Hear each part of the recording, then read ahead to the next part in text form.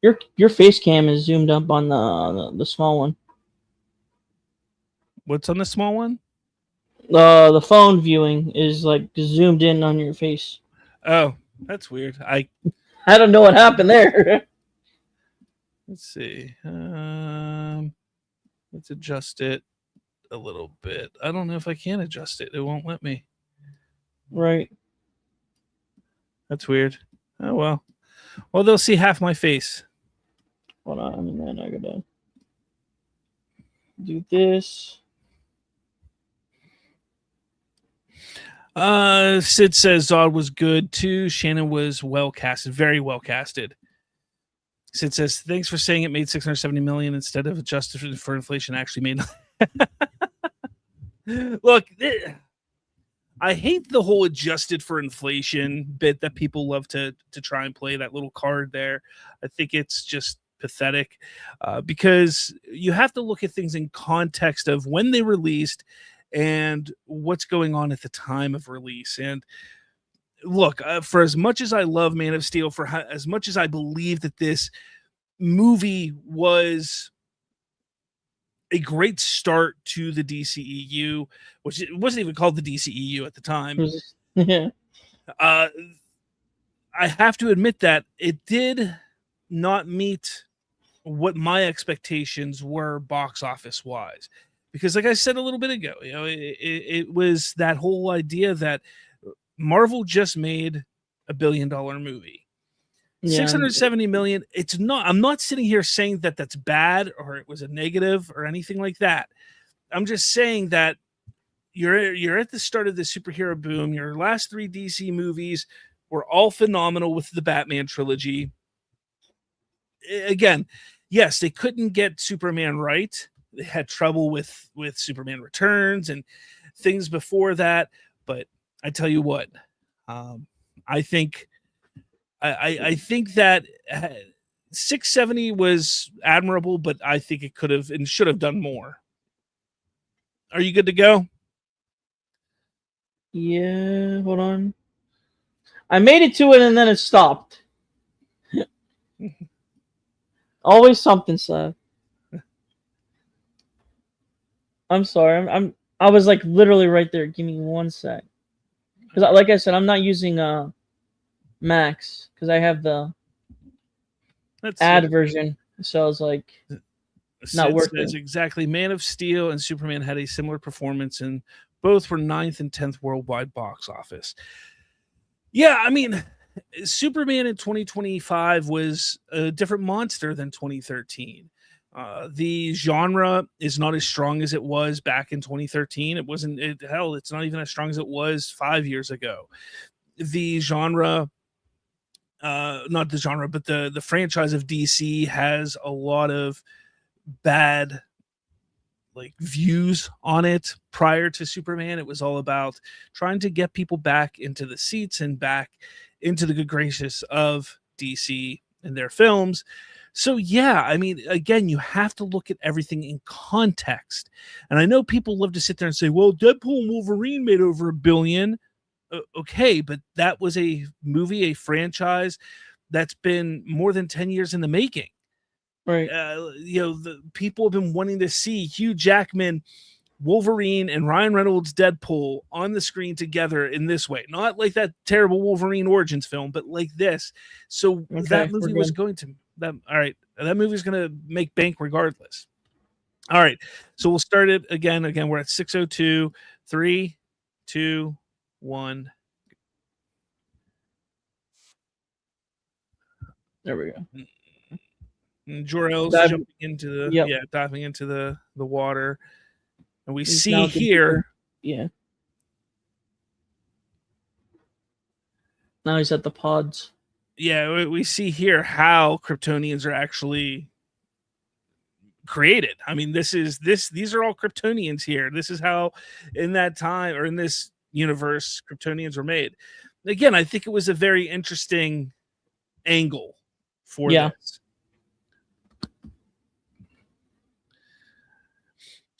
Sid says, okay, Slav, here you go. Man of Steel is a masterpiece compared to Slav Deadpool 3.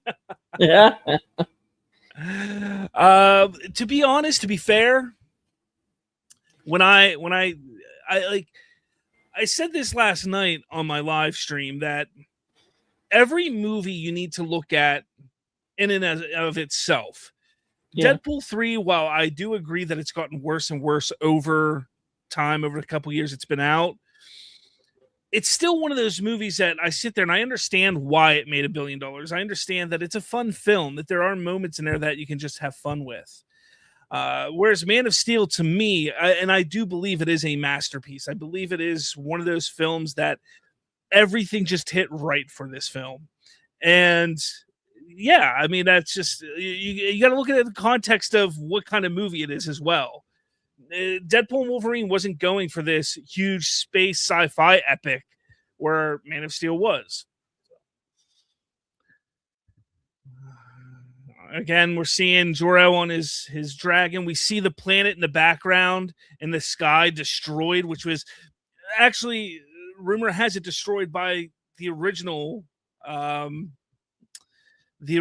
Doomsday, which I think is really cool as well. The fact that they got Russell Crowe is crazy. Yeah, I mean, not Like, just Russell. I had a lot of expectations out of the expectations from like, what's his name from the original, who played original Jor-El? Like, I forget the actor. Yeah, the Godfather. The original. Guy. Yeah, like a lot of big expectations, and then you get Russell Crowe. I don't think anyone else could probably do it. Yeah. Fill the shoes, basically. Sid says, I respect your opinion, but honestly, I think Aquaman is a masterpiece of the DCEU films. Maybe the first one. I don't know about the second one. No, definitely not the second one. All film is subjective. Marlon Brando, not Michael Brando. Marlon Brando. Thank you. Yeah. Sid says Deadpool is the only movie I walked out of. That's crazy. Who did they get the actress for the mother? I forget. Diane Keaton. That's who it is? No, her, not her. Oh, you mean her? Oh, yeah. She's not a big name. I mean, yeah, I mean, kind of makes sense, but yeah. No, just remember one thing. Diane Keaton. I was thinking of Diane Lane. That isn't Diane Lane. Martha Kent. Diane Lane. Yeah. Why did you say that name? Not that movie. Wrong movie. No, wrong movie. We're not there yet. There's baby Cal again, about to get sent away. Just so much emotion in this scene. We've had a son, Zod. The first 4. You're so serious in that quote in the line in the movie. Mm.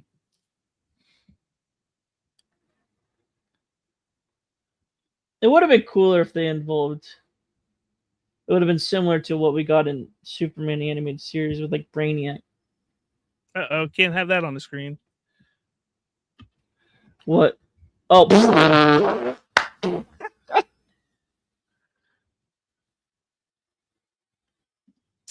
Yeah.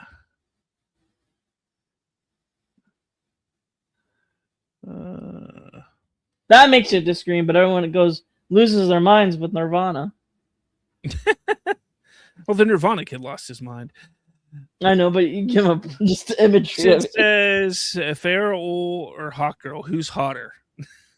We got gooners in chat. Got a gooner. I guess it depends on what you're interested in, right? Isabel Merced's young. I mean, for me, like I'm 40. Isabel Merced's like 22 or something, 23. I don't know. She's young. I gotta turn up a little bit. I have not watched this movie in like years. And I owned it originally on DVD when it first came out. And I was like, in the beginning, when I watched it, it's like the first time, I quite enjoyed it. But then as like over time, I've seen the problems that most diehard fans have pointed out, besides like Snyder fans. You know? Yeah, I mean, I think out of the three Snyder films, this has the least issues. Yes, I would agree. Except for the father saying, "Oh, maybe we should let him live. Maybe we should not." No, I mean, like, see, for me, I love that aspect and idea of this movie because I just hate the fact that they wasted Kevin Costner like that. I don't think they wasted Kevin Costner. I think he was perfect in the role of Jonathan Kent. I mean, we know the story of Superman. The fathers are they're gone. Like they're not there completely. Yeah, most of the story, yeah. We've had a son. He's all serious. The chest out. Gasp! His face. Gasp! What have you done? Yeah. Cool I fight scene. I will say the one thing is having those suits, like the mech suits or the like battle suits. The battle suits is pretty darn cool, just because it's different, new perspective. There really isn't that much like that, and maybe like the original, but the original designs are outdated. But this was pretty cool perspective. The thing I really love about this stuff is how they made everything look so alien, but also advanced. Like everything looks alien. Yeah, it does. Whereas, like when you sit back and take a look at Superman the movie from '77, that movie it's dated, but the technology and they tried to make it look way more advanced. Yeah. But to me it never looked alien. Right. This is both. This is alien and advanced, yet also archaic in a way. Which this I think is when Warner Brothers had money.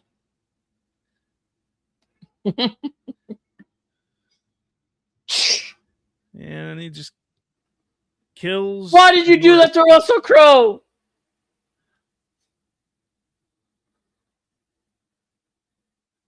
It's not like he hasn't died before on screen. Like 1,000 times. I will say, as much as I love the Superman 2 Zod, he did fantastic as Zod, and I forget his name, but he did awesome as Zod. Who, Michael Shannon? Yeah, this one. Yeah, Michael Shannon. Yeah, he's phenomenal. Terrence, what was it? Terrence Neil before Zod. From the original, but yeah, Michael Shannon's fantastic as Zod. I love how his rage controls him. But then he goes calmly away with his rage, like instantly. Yeah. Terrence Stamp. Thank you, Menswear. Thank you.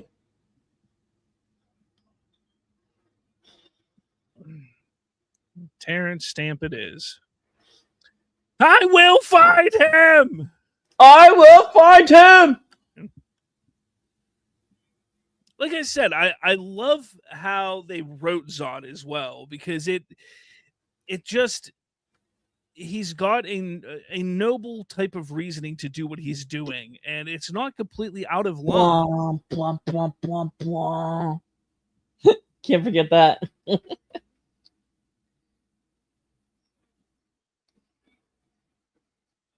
I will say the designs for the council are kind of ridiculous. No lie.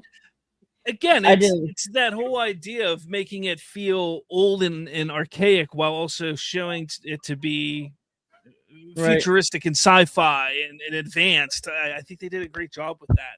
The mixture. Every last one of you. You think your son's safe, Slav? I will find him.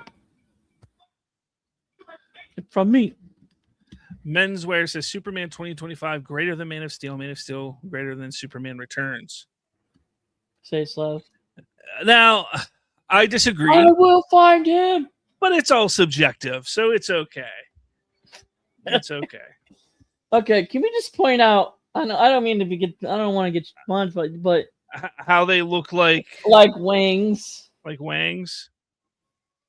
Yeah, I don't understand that. That's just weird. Like full on, no lie. I will never understand that. Why he did that.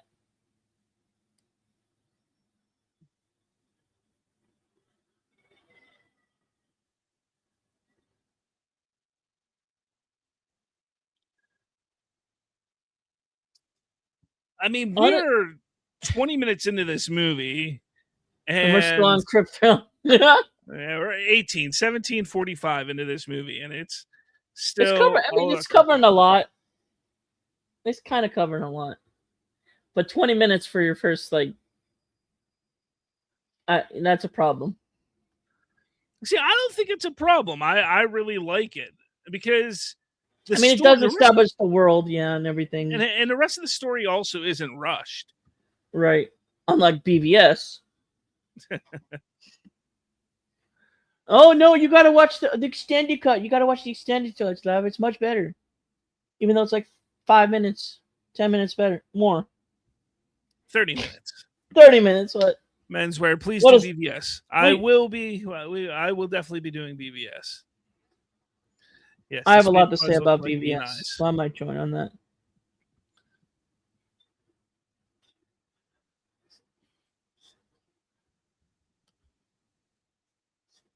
I will say, this is one of the stronger scenes. The music, movie. Come on, the music and seeing Zimmer, and her seeing her despair and her voice, just over the depths of her husband, Jarrell, and just seeing the planet just exploding in front of her, like just hopelessness. Yeah, the music was perfect, like you said. I think that's one of the powerful scenes in the movie in the beginning. So Krypton is 19 minutes and 20 seconds of the beginning of the movie. Is now bye-bye. We now see the pod carrying Kal-El. The child. The child. Look. Yeah, the child. Look, it's Grogu. So I said the child.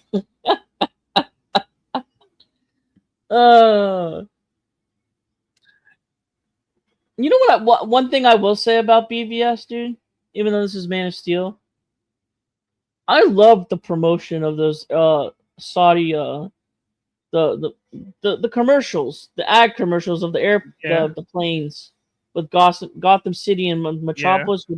That was like the coolest ad for both cities. And then the movie happened. Now, the way that they tell this story, I think, is also very, very interesting. So the beginning of the movie is very singular story from point A to point B. That's how you get there. Once we get to Earth, once we see the pod heading towards Earth and about to hit the planet, essentially, we go back and forth with Clark on this journey until he puts on the suit. Like, we go on this journey because we're seeing, as some podcasters have loved to call, Hobo Superman, essentially. I mean, I like the unique perspective, because in the first 4 Supermans and Superman Returns, we just drop in. Superman's right there. You don't really see any development with Clark, and he's just basically, Superman already. This at least expands upon that was a bad shot. The special effects are rough, yeah. That was a bad shot, dude. No lie. Oh man, but it was 2013 this movie came out. Yeah, 13 years ago. Crazy. But my point is that this was definitely a creative liberty from Snyder. He just wanted to see the like. We really didn't. Besides the airplane scene in Returns, we really didn't see much like saving or doing things with other people besides like the main characters. If I you like get what to I'm point saying, out Slav. in this scene, we see Clark doing that, and he's screaming, and his teeth are Right, out. His right. teeth are kind of messed up. He didn't brush his teeth. That's why. He wasn't brushing them as he was growing up. Yeah. You know what that whole scene was about? What? Showing the abs. It was all about showing him having the heroic side of things and wanting to yes. do it. And then, like I said, this non-linear storytelling that we get throughout this movie starts here as well, because we see him in the present, and then we go back to the past where he's developing these skills and Powers, these powers, and it's freaking him out. This is kind of how, as I talked about with Superman last week, how they were skip the power showcasing stuff, well, they didn't skip that, but they were showcasing how Clark is human there. Yeah. This is how they handled it with this movie, and showing that he was just a little boy and he started developing these powers. Like, he was just a kid and he struggles with understanding what's going on with him. And it's showcasing and highlighting that he has these human emotions, these human beliefs, these human connections, and he's trying to understand. And you get the great performance of Diane Lane here, who just really delivers. Make the world small. Like, I love that. Powerful sis. Snyder also has his shaky cam for some reason during certain scenes, during the council and the world engine arriving. I mentioned it earlier, like the reason for the shaky cam was because he wanted, in those scenes of the action and important aspects and parts of the movie, like even here where we're watching where his mother's talking to him, the camera's moving and shaking. Like, it was a handheld cam almost the entire movie, but it was because he wanted the audience to feel connected and next to these characters, so it felt like they were actually there. It was just another step in trying to help us see Clark as human, because that was always everybody's concern up to this point, was how do you make Superman relatable and human? And that was kind of the idea and direction they decided to go with it, was with the shaky cam type of feel. Where you at? So, again. Right here. Don't pause it. Just tell me where you. What's 25:18. Okay.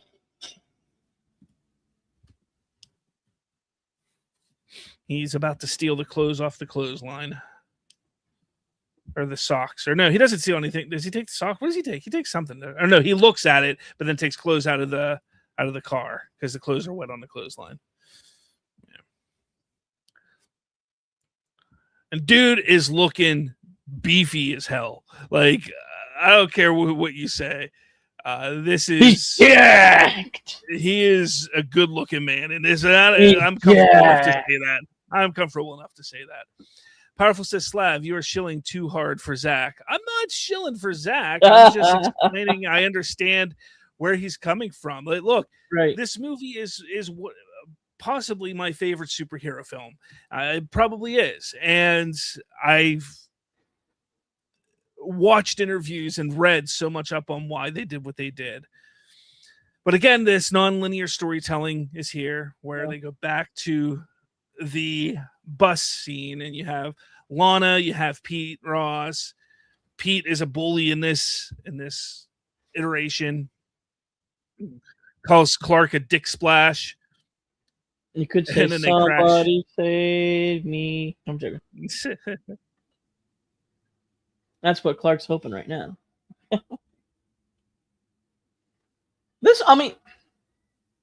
This is a good scene. I mean, it Definitely, is definitely a because different perspective, different creative liberty. But like, and again, you see how when he was younger in the right, classroom, the world is too big, mom, make it small, to this where he's understanding like I have these abilities to do good and I want to do good. It's showing how Superman Clark understands that what he's capable of doing, the growth that he's had to this point. yeah. Afbrat says this movie was entertaining and has its merits, but it's not on my favorites list. And he said, hello, or Afbrat said, good evening from Michigan. Hello. Powerful says, to be honest, I thought you liked Superman 25 more. I like Superman 25. I like it quite a bit. But as I said at the beginning of this video, Man of Steel just hit at a time for me that it really affected me emotionally, and I connected to it in different ways. So I love the movie. I love the music. The music is huge for me on this. Clark here saving the bully, saving Pete Ross. But there's so much about this film that, to me, just makes it better than Superman 25. However, I will say, like, as much as I love Henry Cavill as Superman, I think that David Corenswet encapsulates Clark and Superman better than Yeah. Henry Cavill. That's because of what he was given. Yeah, that's true.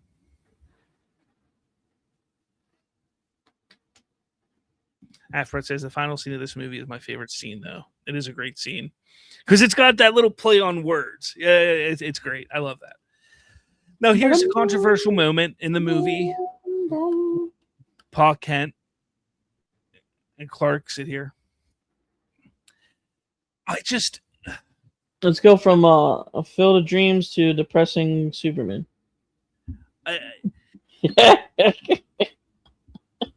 See, I know that it's been explained time and time again, but is this heaven? No, this is Kansas. As a parent myself, we want the best for our kids. We want our kids to be safe. We want them to thrive and be successful, but in a safe manner. What Clark is capable of doing in this film, the powers and abilities that he has, his parents are legitimately afraid for him, not because they're afraid he's going to get hurt, but because they're afraid of how the world will look at him. And also on top of that, how the world will react to him. Mm-hmm. Because up to this point in this lore, there's never been anything like this. There's never been a metahuman. There's never been anything, at least in lore at this point.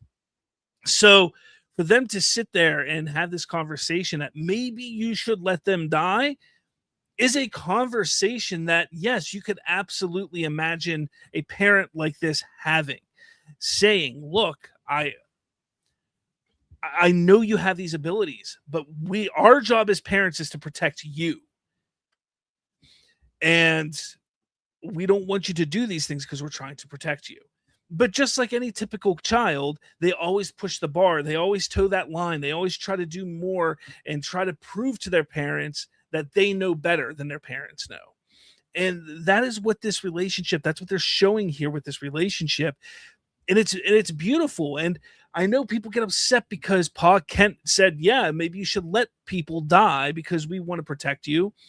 But that is him at the age of what? 12 here, 10, 11, 12, like however old he is here.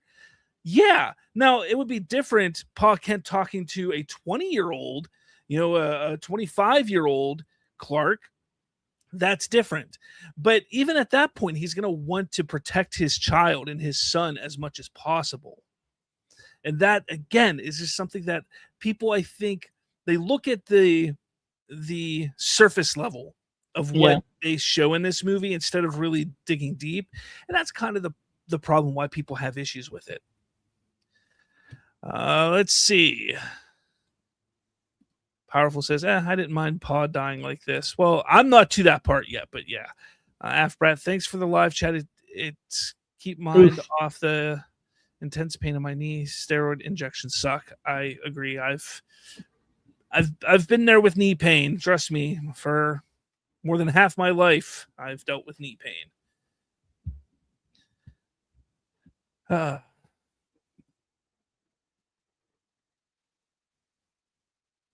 And see, Pa Kent then explains, like, look, you were sent here for a reason, and if it takes the rest of your life to figure out what that reason is, I know you're going to do it.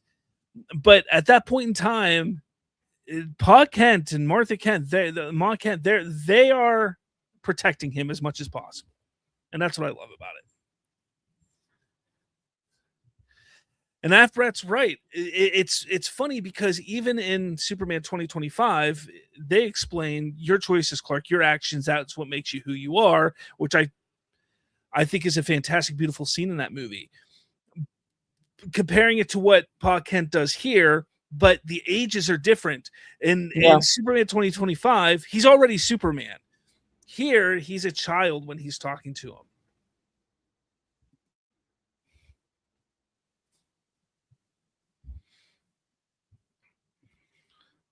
And then this part at the bar, this is where I'm at right now. Part of the bar where he just gets splashed with a beer. He shows the restraint that his father really taught him, and his parents taught him to be restrained and understanding. I mean, but he then does go out and destroys the person's truck. Again, that's not unlike Superman. I mean, take a look at the very first cover where he's destroying the green car on Action Comics. It's not that much different than that. So, he's taking care of a bully in just a different way. So again, I don't think it's out of character for him, where a lot of people want to try and say it's out of character. Powerful says they should have kept the Superman legacy names. His name, it sounds better. Yeah, I wouldn't have minded it.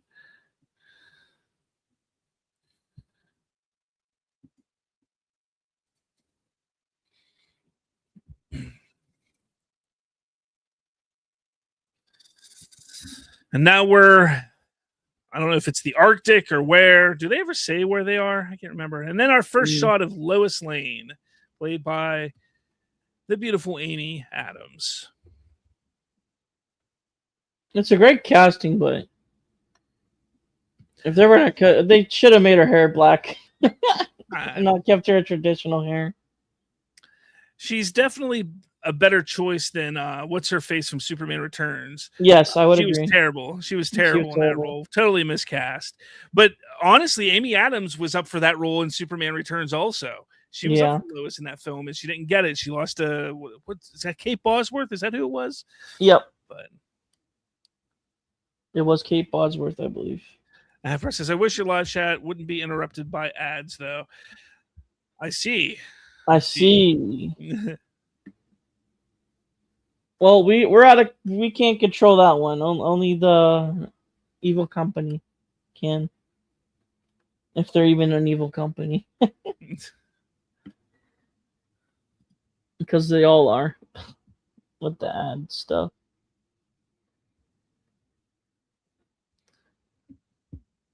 So they're up north, because she says they're in Canadian. They're on Canadian soil, is what. It's the dude from Law and Order.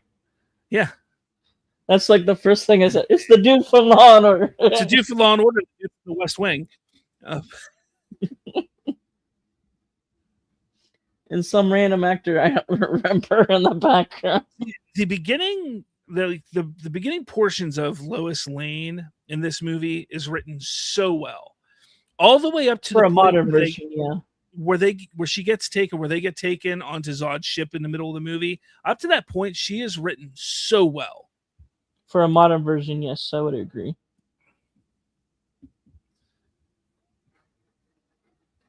Because like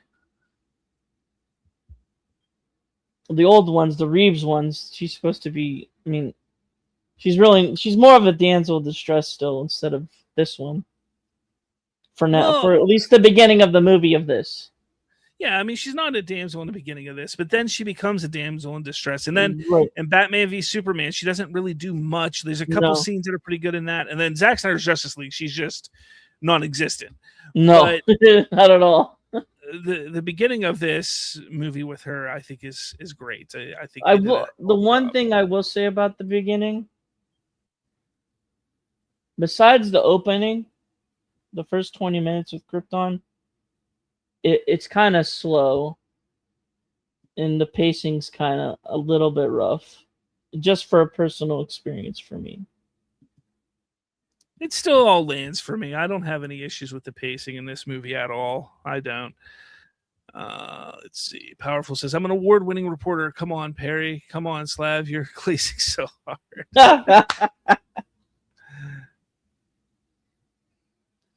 Powerful says, does DC not realize that Man of Tomorrow sounds like Man of Steel 2? I do think that they're going to change the name of Man of Tomorrow. I don't. Maybe they probably won't, but I think they might. I don't know. Call it the Justice Friends. Why not, right? Brett says, Slav, I'm sorry, man, but I highly disagree. Adams Lois was terrible and had zero chemistry with Cavill. But I wasn't talking about that. I said the beginning parts of Amy Adams, Lois Lane, from the point that she's introduced up to the point that she gets sent to Zod's ship.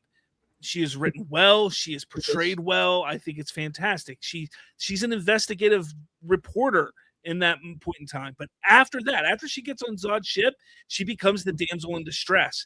And I don't not like the chemistry. Like, they have some chemistry. It's not your typical strong love chemistry, but again, I will agree that after that certain point in the movie, her character just gets very weak and is not as interesting the rest of the way. Slav. To the story. It's supposed to go all the way in. That's what she said. That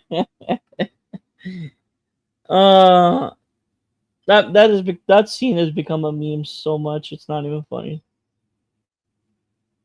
With Lois when she says that.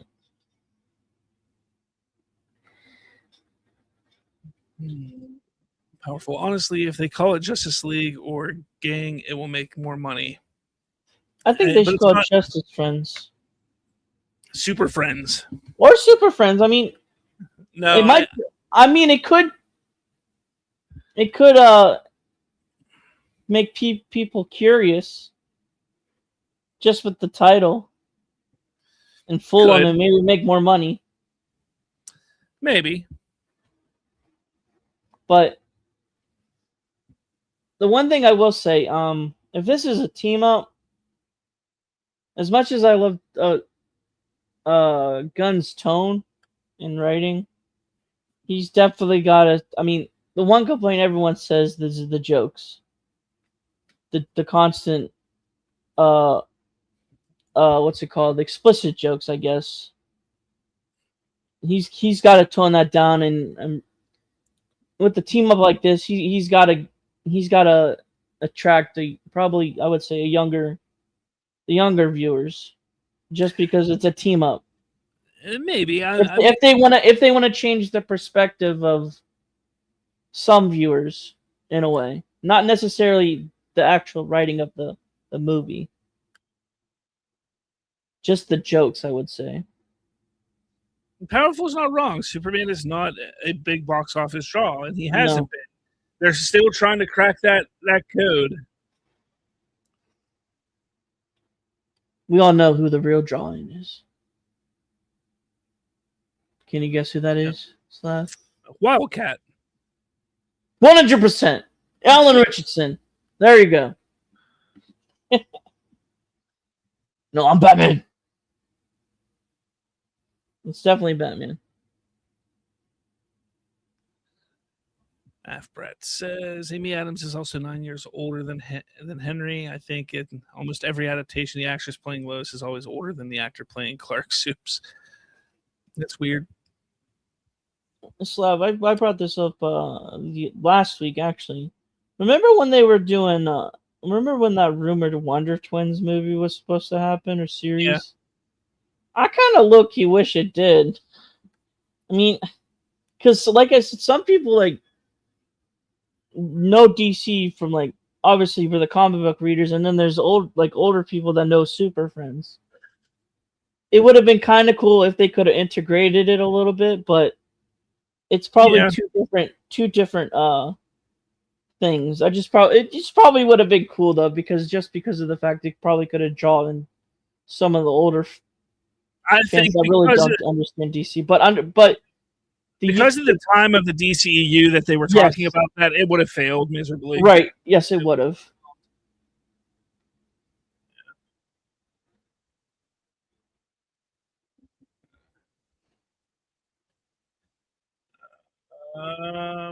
Let's see. Powerful. Meanwhile, a fourth Spider-Man film makes 800 million opening weekends. So unfair. It's not unfair. It's just that the Spider-Man franchise as a whole, so I'm talking about going all the way back to the Tobey Maguire films, to Andrew Garfield, to now, has been handled in such a way that, let's face it, in 2001, when that first Spider-Man movie came out, like, that was huge. Or was it 2002? It was 2002. But because it was huge because prior to that, we had movies like Batman and Robin, Steel. We had Blade, which was great, but this Spider-Man in 2002 was such a different type of movie. X-Men was even very different. What you mean, though? We had the best live-action Spider-Man and the Japanese Spider-Man, dude. That's the best one. Come on now, Slav. Yeah, crazy story is that actor actually just recently died. Yeah. Here's Lawrence Fishburne doing Perry White, which I think was great casting. I think he's very much a good casting for Perry. But just like Wendell Pierce is in Superman, as this time he didn't have a cigar though. Come on now, you gotta have the cigar. But Spider-Man, getting back to that, it's going to make money. I mean, it's Spider-Man because of that history. And then them connecting it to the MCU with Tom Holland and everything, yeah, that helps. And Tom Holland is a treat. Like, people just like the guy. He's nice, and you want to see him succeed and do well.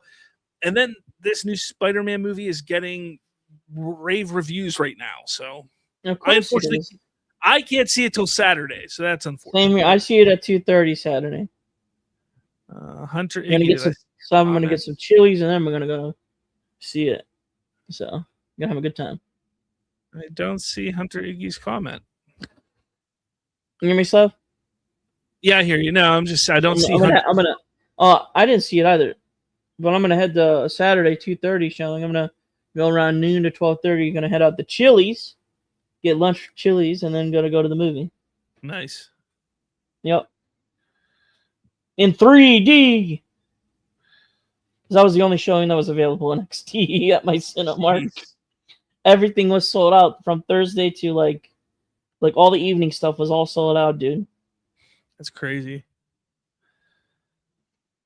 But like Powerful said about, meanwhile, the fourth Spider-Man film. My point is,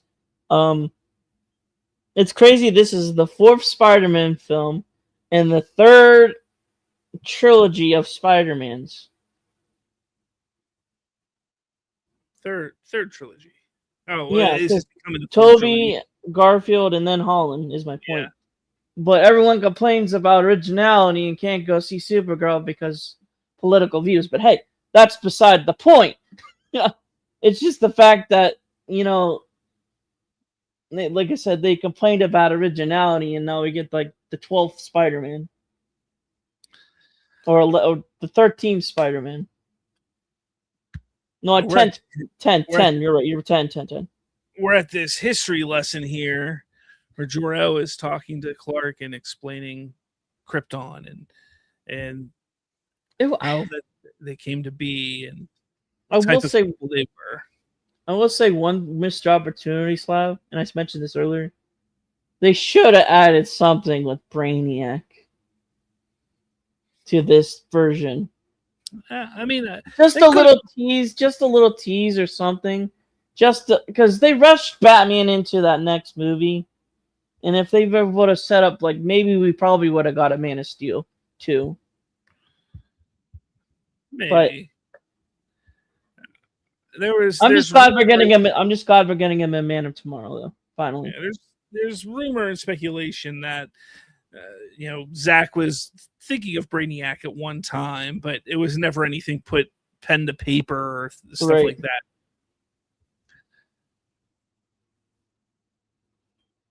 I don't. Can you see his comments? I'm seeing it. I just pulled it up here. Yeah, I see his comment now, but I don't know what comment he's talking. Is he talking about something on Twitter? X. Yeah, X probably in messages. Maybe a message request. Because you don't follow him. I don't think. Oh, I do. He's talking about the Clayface being the Brave and the Bold. There's no reason. There's no reason to. Yeah. At this point, I mean, I am unless they announce the director, the cast, like after Man of Tomorrow, like as soon as after Man of Tomorrow comes out, we are not getting Brave with a Bold for a minute. I'm at 47:41 for the timestamp, 47:43, 44, 45. So that's where I'm at right now. Just think though, Slav. By December, early December, we'll get a trailer for Man of Tomorrow. Yeah. And it'll probably be attached to part of Doomsday and Dune. Brett says, every time I saw Supergirl in theaters, I was never the only one in there, which was nice. Supergirl probably would have done better if some people would have kept their opinions to themselves. I think it was just destined not to do well. I don't hold what Nerdrotic and Critical Drinker and those YouTubers were saying. I don't hold any weight to that. They're awful people, though. You can't deny. And here's the suit reveal, where they show the suit. He's not wearing it yet, but here's the suit reveal. Yeah, I wish they would have used more brighter colors in this still, but I get the vision and the perspective. No, for me, I've always said this suit is one of the worst Superman suits because of how muted and dark it is. I like the design. I just think it is too dark and too muted. It needed to be more brighter, like it was in the what's it called? The Whedon cut, whatever. It needed to be as bright as that. Honestly, I think the best version of Cavill's Superman suit was Batman v Superman. I think that's the best version. It's a little, it's a little bright, little balanced, yeah.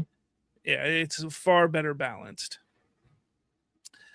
There's the music, man. Yeah, don't make you cry, man. I was right. The Batman 2 is literally hurting the DCU. I'm not saying it's hurting the DCU. I just think that they should not have gone with Elseworlds yet. So, yeah, you gotta keep testing the comments. And after this, like I said in the private chat, sound good. Yeah, that's fine. But like I said in the message, I got you on there, so it's recasting. So. Brett said, I would love to see Soups and Bats on the big screen again. Yeah, same with me.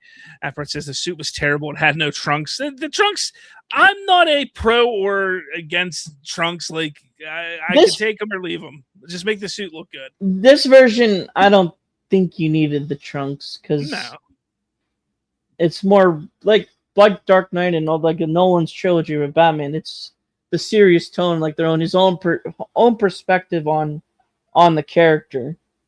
Yeah. And this was Snyder's own perspective, regardless if he had help from Nolan. But it definitely didn't need the trunks for this version. No. D-Man says, y'all think DC movies and or their universe will ever match the level of success height of the MCU and their characters? The most time passes, the more I think no. I think that it's something that could happen, but it's going to take 10 years. It's not going to be something that happens overnight. And that was the problem with the DCEU is they tried to do everything overnight and tried to rush it to be as big. Yep. And that was not going to happen. So that's why I think when you sit back and look at the DCU and people complaining about, Superman only creative made liberties and Supergirl bombed and who wants a Clayface? It's kind of like let's breathe, let it breathe. I agree that we need to have the bigger characters in the universe, but I think that we have to let it breathe. The whole point is world building. Yeah. It's not like we understand you want to get to the main characters, but the whole point of the DCU at this point, as of right now, it's world building. You have to establish the world, and that's what Gunn is really good at. Yeah. Before we get to the trend, like the general main characters. So I went and saw the Hans Zimmer Experience concert I bet you year. did. And it wasn't Hans Zimmer, but it was like a lot of the band that he works with, Right. a lot of the musicians he Right. works with. And when they did Man of Steel, they did the First Flight theme. Dude, you have got no chills. idea. The chills and I just bet the power and it's a very good theme. sound. Oh, it is fantastic. It is. It's very inspirational. The Man of Steel soundtrack is perfection. Like I there's no other way to say it. It is perfection. It is, in my opinion, Hans Zimmer's absolute best soundtrack that he did. I kind of he's done some agree. amazing And he's things. done. Dude's done Dune. He did Dune. He did Gladiator. He did Parts of the Caribbean. He did Lion King. I mean, there's so much that he was involved with over the years. But I think Man of Steel is the best. And then this year, we're at the moment here where Lois is being a journalist and being investigative and actually doing her job. Like I said, she is handled and written so well and portrayed so well up through these parts. I love it. It's just sad that Hans Zimmer had to work with the screenplay that is Man of Steel. I don't know. Like, again, I think it's perfectly fine. I think it's more than perfectly fine. It's all fantastic. Except for the ending. We can agree on that. Yes and no.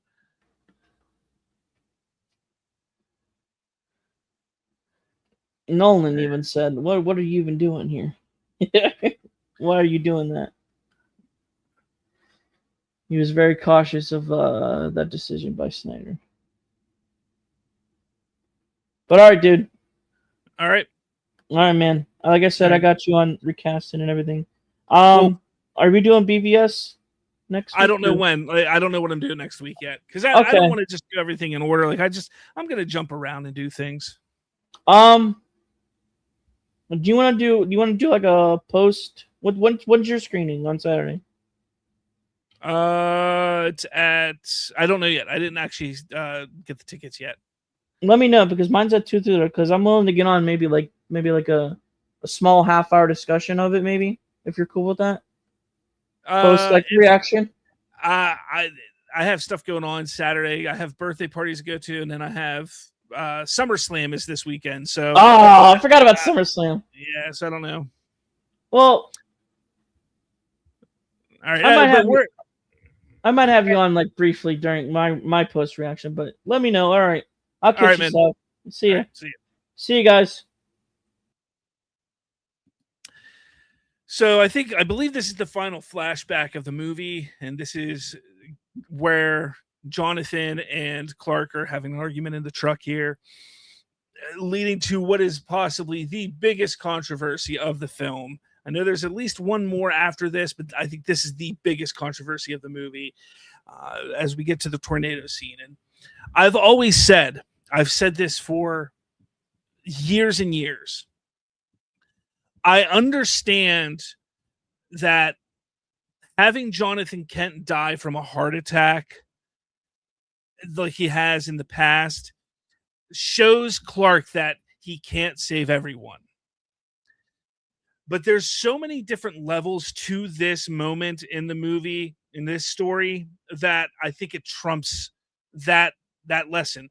For one, we're seeing Jonathan here being a hero. Like he's showing his son like the right thing to do, to be a hero, to save families, to save kids, to save their dog, to go save their dog. Every being on this planet is worth something. And that is what Jonathan is showing here. So number one, that is an amazing little aspect of this scene. Now, obviously, it's all intense. You know, you got to make it intense. The music's all crazy. You see the big tornado and all the wind blowing, and then Jonathan gets stuck in a car, all that kind of stuff. Like, I get that. You know, you have to make it crazy and freaking intense. But the moment when he steps out of the car, he knows that's it for him. He saved their dog. He helped save a family and their child. The one person that could save him is his son, but he knows that it is more important that his son stay hidden because his entire life is about protecting his child. And what this shows is even when you want to, even when the there's it's your father, you can't save him because he has that respect for what his father has been teaching him and has taught him to this point.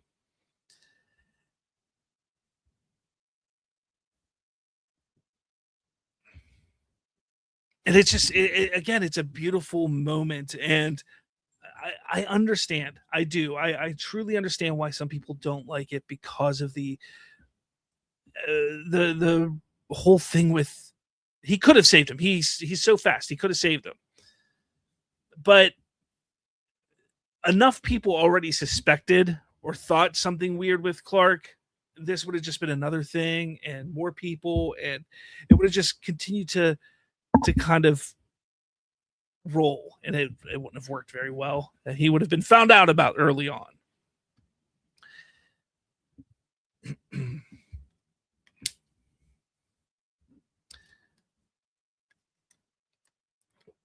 The movie, or the part of the movie I'm at, is here. Lois is talking to Perry. She's getting suspended because she went a little too far.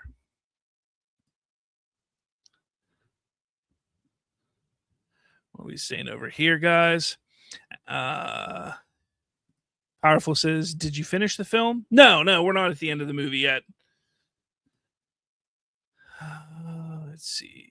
D-Man says, DCU needs to find a way to attract talent to their movies like the MCU does with actors, writers, and directors.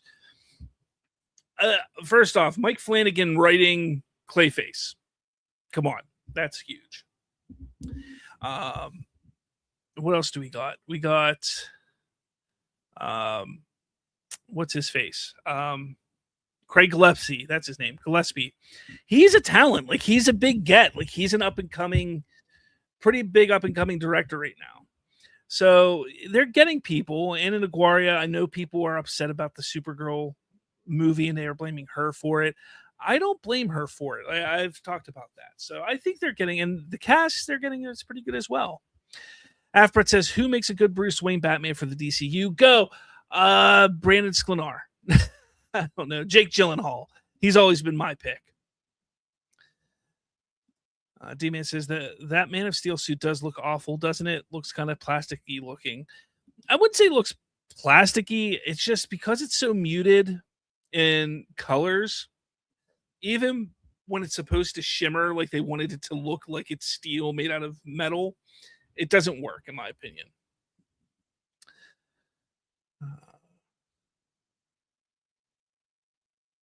D-Man, I still think we have yet to see the definitive version of Superman suit in live action.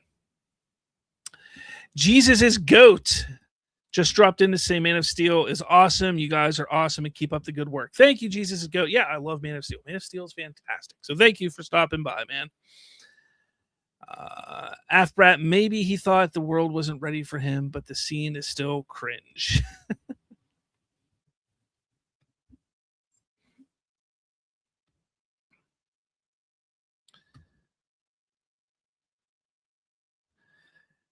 So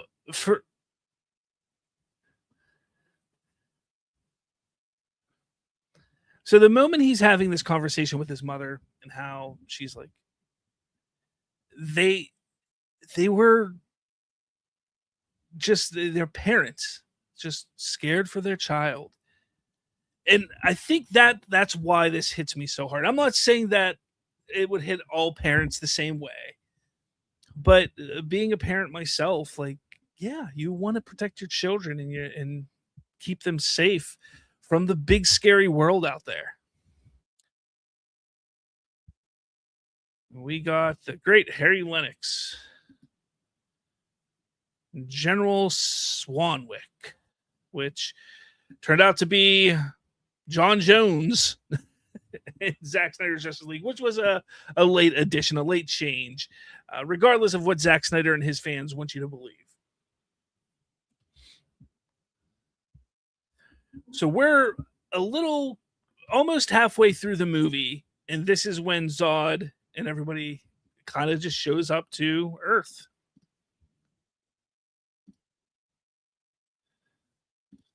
And D-Man says, so is Gunn gone as CEO of DC in November? That would be 4 years from the start of his contract in November 2022.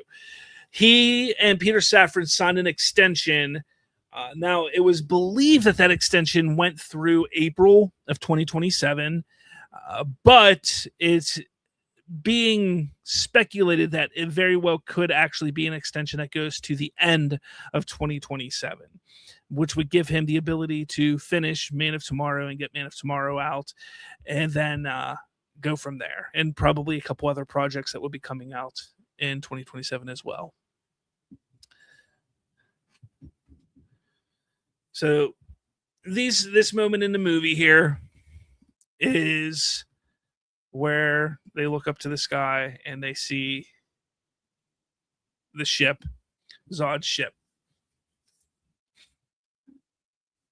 UFO sighted. Brett, you could compare it to the pilot episode of Lois and Clark when Pa is talking to Clark and Pa cautions Clark to be more careful. Yeah.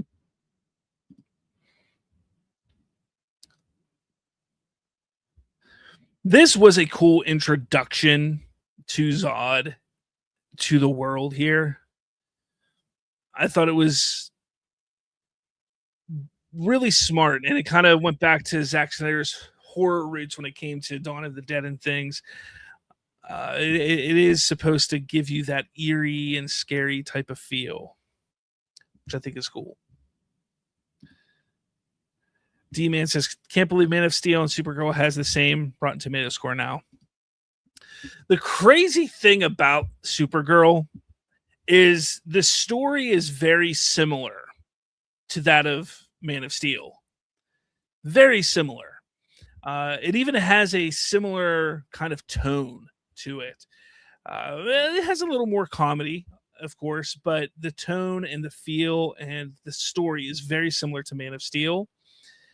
And what I think that kind of proves is that a lot of people who sit there and say that the world needs Zack Snyder today to do things, I think Supergirl proved that it wouldn't work.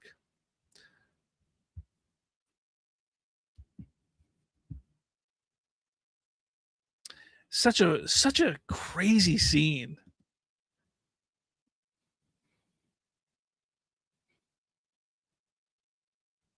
Such a, like, I again, I sit here and just think about, like, why did they decide to go this route to make it scary, or try to make it scary, intense? I mean, I know, I understand. I know why, because like I said before, it was all about trying to put the audience shoulder to shoulder next to these characters. So they wanted us, the audience, to feel that fear of what it would be like for aliens to just show up. D-Man says, so what do you think they're going to do with the Supergirl writer who's also writing Wonder Woman and Teen Titans? As I said, I don't think Ana Aguirre was the problem with Supergirl. I think that a lot of the issues that people have with Supergirl comes down to editing and the final cut of that movie. You can definitely tell in that film that they edited out many things. The story I thought was solid, but I would love to see a longer cut of that movie to really get a feel for the script. But that's me as a viewer, as an audience, as a commentator. If James Gunn and Peter Safran believe that Ana Aguirre was the problem, then they need to get somebody else in there to write Wonder Woman, to write Teen Titans, or at least help her. But again, from what I saw from Supergirl, that's not what I see. I don't see that. Afbret says, how is it similar? Sorry, I missed part of it. The journey of Supergirl compared to the journey, so the journey of Kara to the journey of Clark in this movie, of the whole, my planet's gone, I'm trying to find my place in this universe, in this world. Who am I? What am I supposed to be? That whole aspect of it is Man of Steel, and that's Supergirl. Like, that is the core essence of both of those films. Is who am I? Where do I fit in this universe? They're handled differently. They're executed differently, of course, but in essence, they're very similar in story, in that regard. And then even in tone, I think a lot of people sit there and try and say Craig Gillespie was trying to do an impersonation of James Gunn with his directing, but when you watch that movie, it's far more like Zack Snyder than James Gunn. I completely forgot about this flashback here, where Clark gets bullied in front of the shop as he's reading the book Plato. Yeah, I forgot this.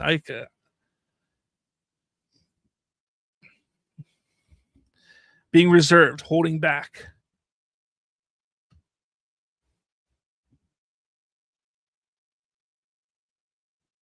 Interesting.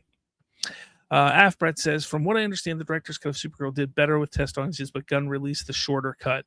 Yeah, there was something about that. It wasn't so much shorter as it was they changed some things around, made some different choices with music and with the way things were presented on screen. I don't know if it was much shorter or much longer, the director's cut and the studio cut, but here's the thing. I know people, thanks to what happened with Zack Snyder, everybody has this idea and thought that, hey, directors should have final cut of every movie.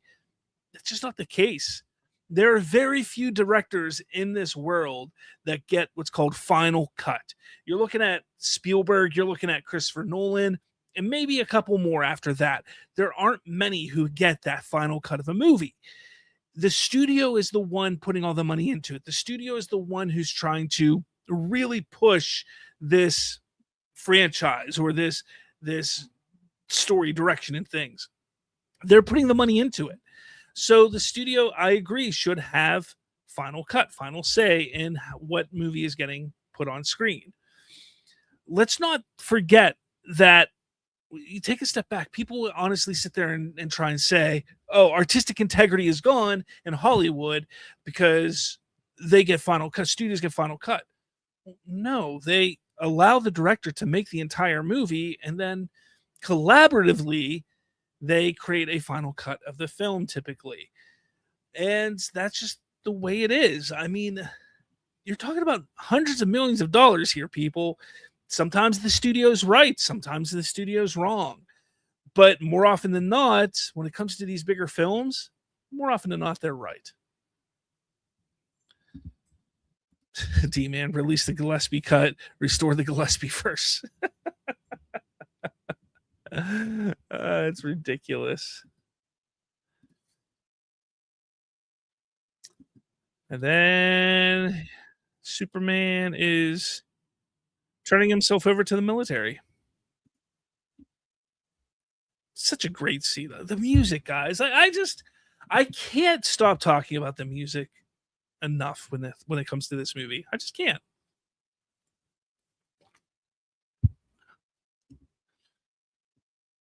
I would like to speak to Lois Lane. The line delivery here from Cavill is pretty rough. I will say that it's pretty rough. But again, I like.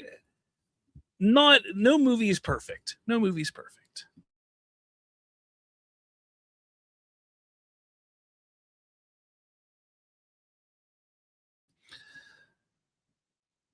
D-Man says the theme song increased the Rotten Tomato score by at least 15% of Man of Steel. You're probably not wrong. You're probably not wrong. What's the S stand for? On my world, it's not an S. My world, it means hope.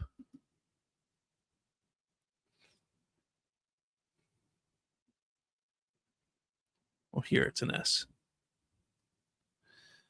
There's something about Cavill in this scene that It looks like he's trying to do an impression of Christopher Reeve in that playful moment in the apartment in the first Superman with Superman and Lois, but it doesn't come off great.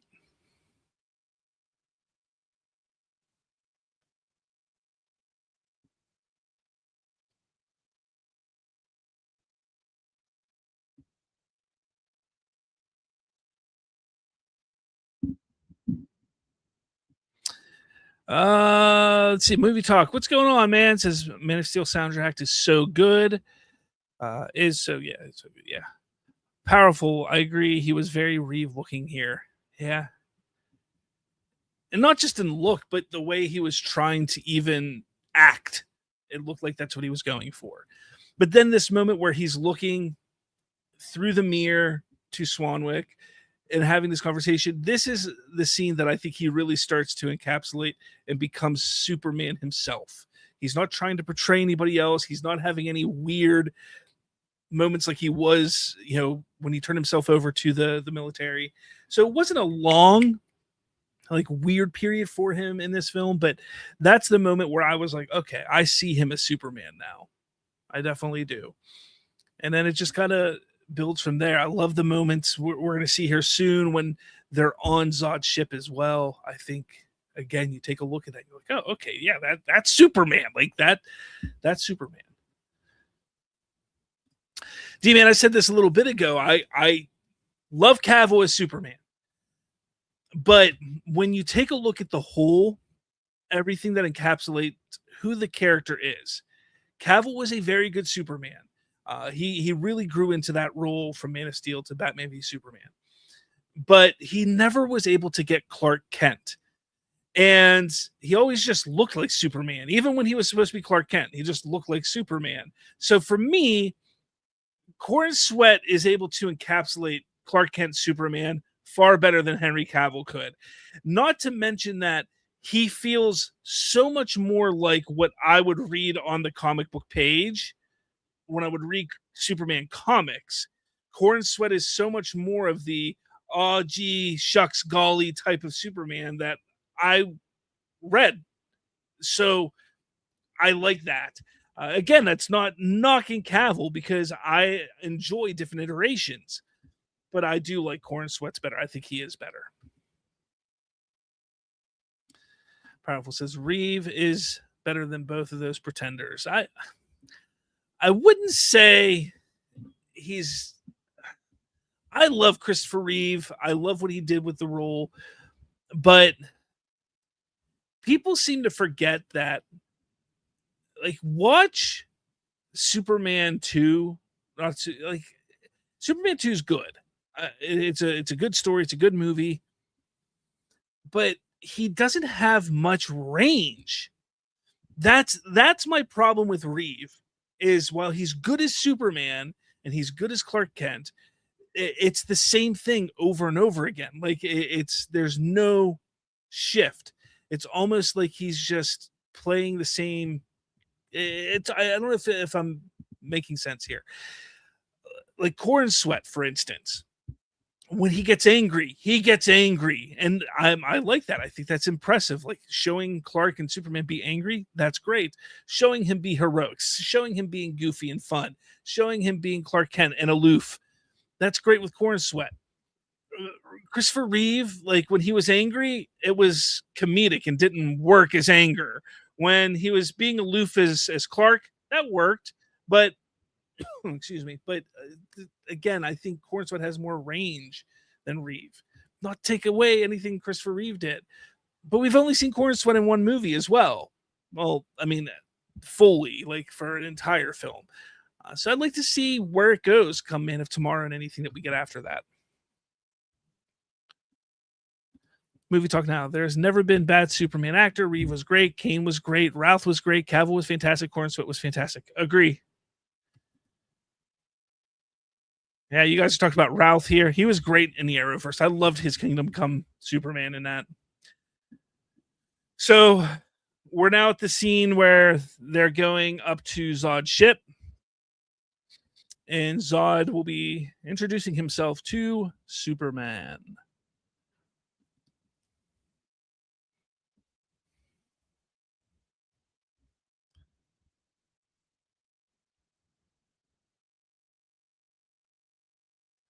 Uh, again, these moments here, you can definitely like see what they were going for with the directing and the shaky cam, getting close to his face. They want you to feel what he's feeling as much and as best as possible.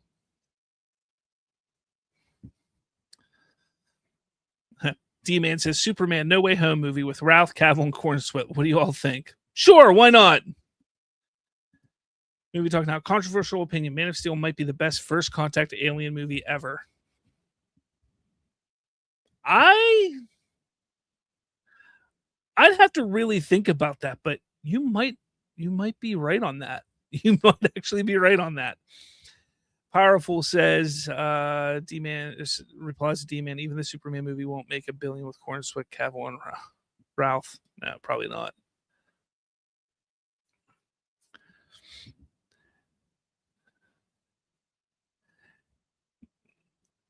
I just there's so much exposition in this movie, and I think that's another thing that people don't like about it.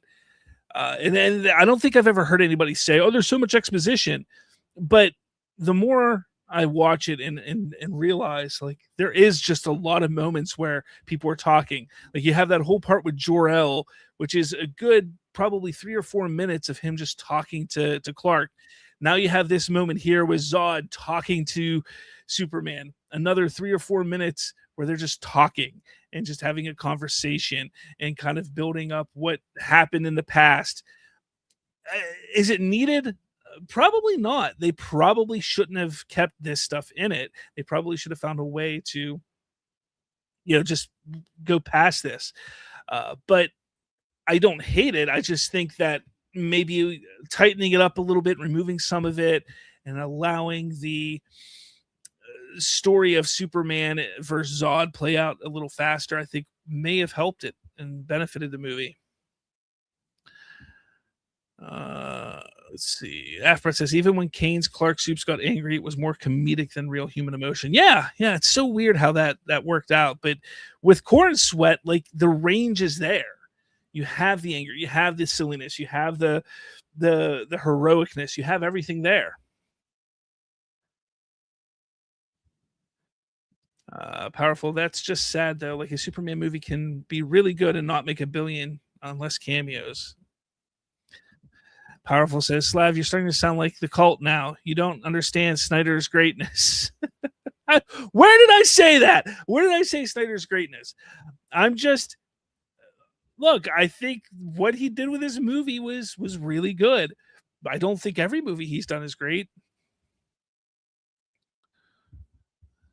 D-Man, Batman, No Way Cave might have a chance to make a Billy though, with Keaton, Bale, Affleck, and Pattinson. That would be so weird. They're all so much different in size and height and everything. It'd be so weird. Powerful says, haha, Snyder is great at visuals. He really is. Another great scene here.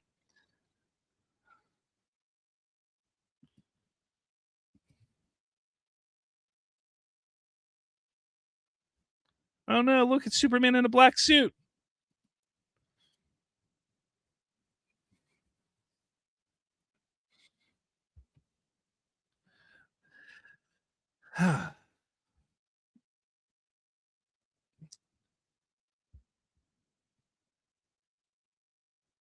such a weird.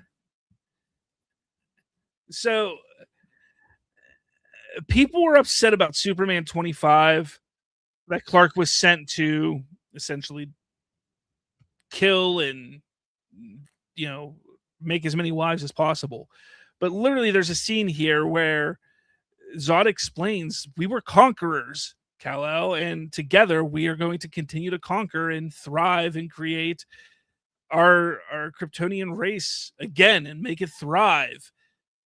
Now, I get this is coming from the villain as opposed to the hero's parents, but let's not forget and make a mistake that that's his heritage. His heritage, where he came from was a group of conquerors. And That's in Man of Steel, and that's in Superman 2025. It's just they approached it in a different way. Regardless, though, Superman rejects that idea, rejects this whole idea of being a conqueror and destroying other planets and Earth. That's the whole point of the that little moment. And people just get upset about it. Like, it just baffles me how people are with things. Afbret says, I know Reeve would be proud of Corn Sweat as all others who came before him. Powerful says, honestly, I didn't like the scene where everyone turns on him. Yeah, I mean, if you're talking about 2025 Superman, that was a weird scene. I talked about that last week. Like, I don't understand that scene completely, but it is. D-Man says, you forgot Welling. Tom Welling's great. Says, Welling was never Superman. He was Superman in heart, where it matters most.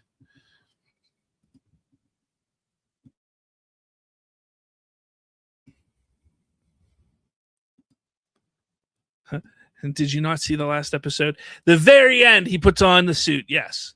You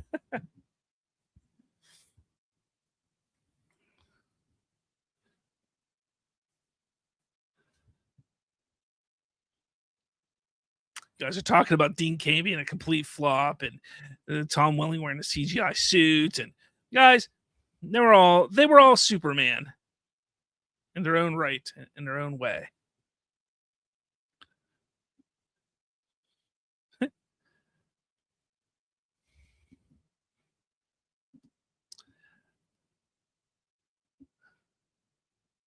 I am Cal's father.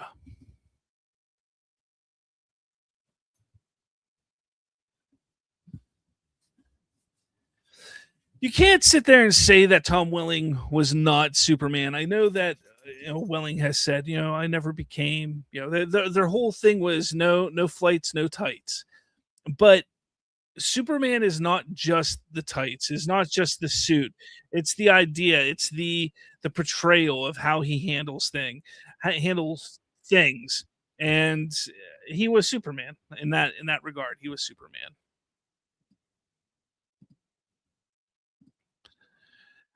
Afra says Kane was fine first time. Don't agree with what he has said lately, but he's still on my favorites list.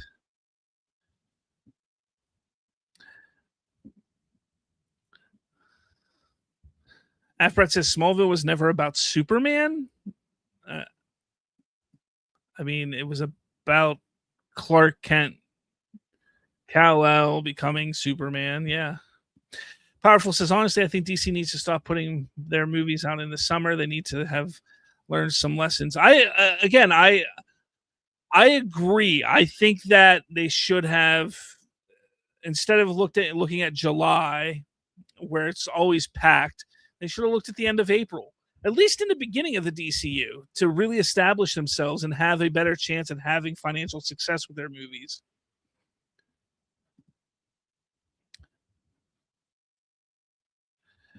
Powerful says, Slav said this many times, but why put your movies against competition?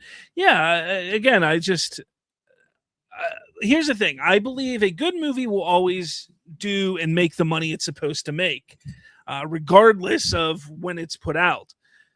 And I'm not saying that the DCU hasn't made good movies, but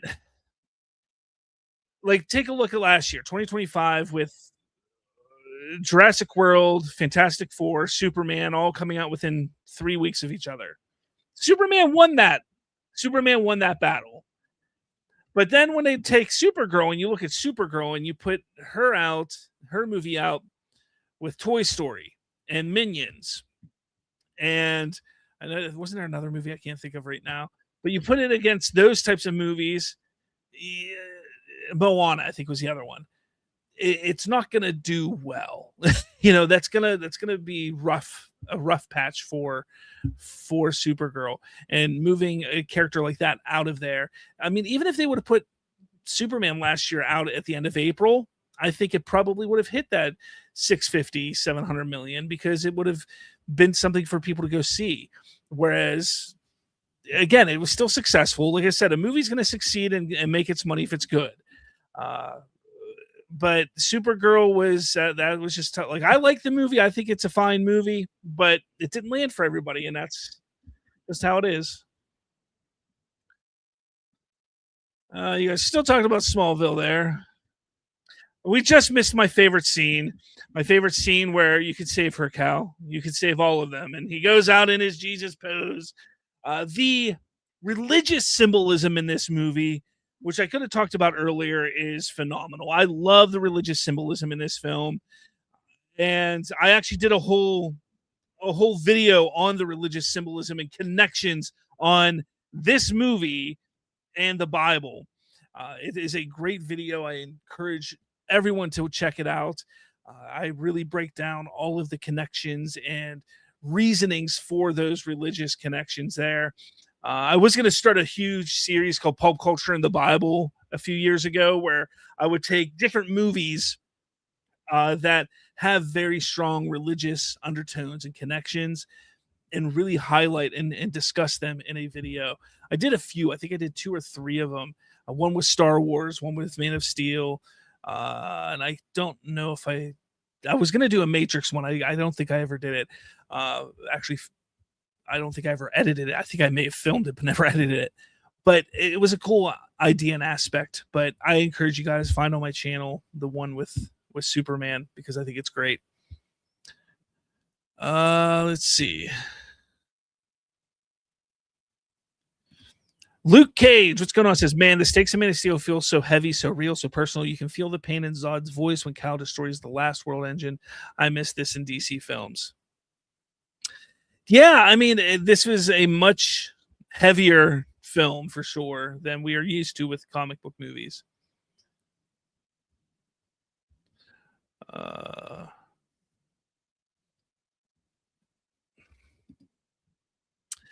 Powerful says you should see Supergirl. It's way more emotional than Man of Steel. Yeah, I would say you're not wrong on emotional impact of Supergirl, but I don't think it has the same impact of visuals for it.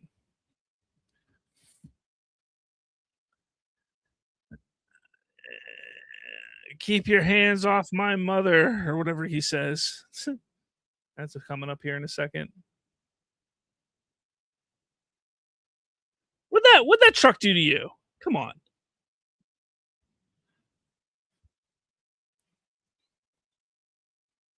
Where is the Codex? Zod loves to scream in this movie.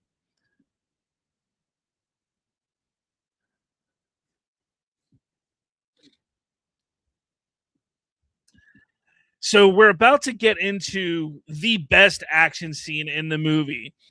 And then I think that's another problem. We are an hour and 30 minutes into this film. Hour and 30 minutes. And we're getting to our first big action sequence for a superhero movie. We've had little moments here and there up to this point, but maybe that's another issue. Maybe it just took too long to get to this point. And that's why I think there's some things that they could have easily cut out of the movie, some of the exposition that they have, for sure. But this is where we are. Movie Talk Now says, all Zod had to wait was for ChatGPT to launch Codex. Nah, now it's everywhere.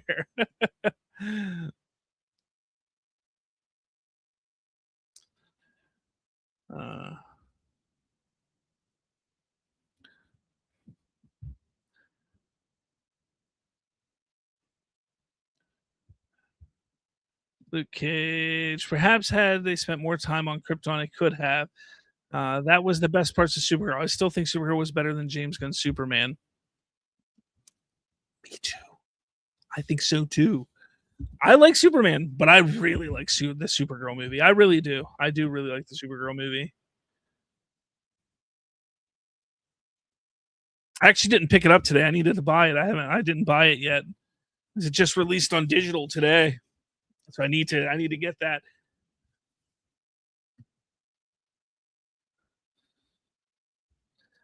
And now they're in Smallville about to fight.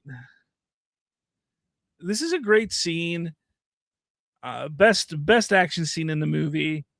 But there's so much product placement everywhere in this moment.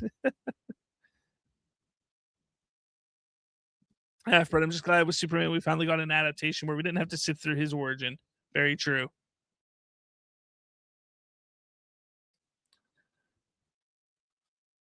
Powerful says, honestly, I think Supergirl is a top 10 DC movie. Ooh, I don't know. I don't know if I go that far. I really do like it though. D-Man says, are we going to be getting a Lobo movie in the future? Um, I would think that we'd probably get a Lobo TV show before a movie, but that's just my thoughts.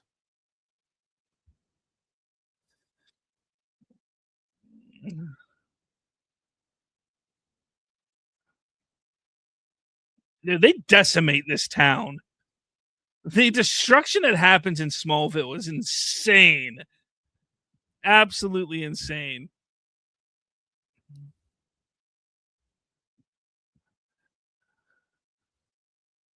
You're right, powerful. Lobo wasn't the reason Supergirl underperformed. D-Man thinks that Lobo could be DC's version of Deadpool in space. Perhaps. Aprat says, well, in Lois and Clark, we didn't get his origin story until deep into the first season.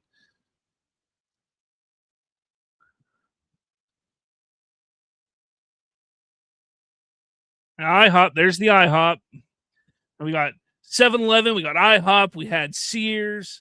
It's just product placement everywhere.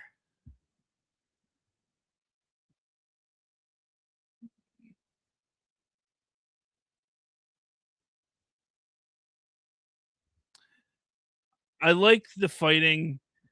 How Superman just throws punches. Like he has no abilities, like no knowledge on how to fight because he's so young and being Superman. And I do like that aspect of him. He's not just there being powerful and unstoppable and unbeatable. That's another thing I really like about it because he has to use his brain. He has to use everything that's inside of him to really come out victorious in these fights. Powerful says, Slav, do you think Supergirl would have done better because of Jason Momoa? Supergirl would have done better because of Jason? Would have done better? I think Momoa didn't hurt the movie, nor did he really help the movie. It maybe helped a little bit, but I don't think it helped that much.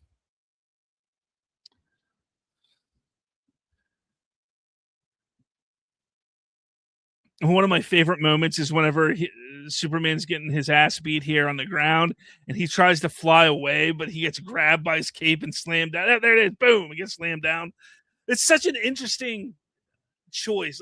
Again, there's so many great moments in this movie like that Snyder just was really smart. Oh, look, U-Haul. I forgot U-Haul was another product placement here. So many product placement.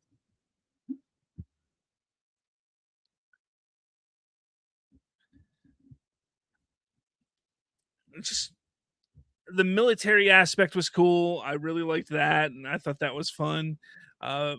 Just having military presence is not something that, in this regard, we've never really seen. Like they're like, oh, we're gonna take out these aliens, but no, we're not.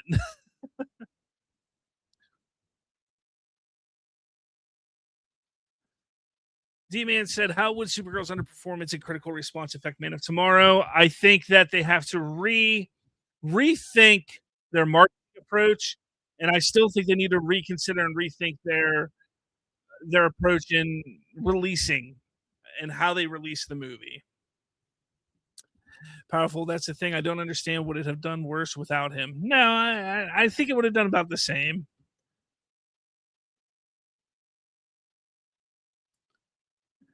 The idea of Super not being in the name of Man of Tomorrow, I think, is actually what's going to hurt the movie. I think they need to find a way to add Superman's name into it to help it so people understand it's a sequel to Superman 2025. Afbret says that was my other problem with Cavill's suit. His cape was way too long. He practically stepping on it. Oh man, I love his cape. I think his cape is great in this. As people love to say, cape porn.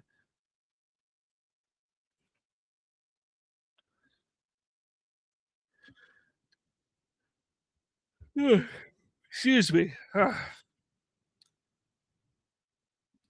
What didn't hurt Man of Steel?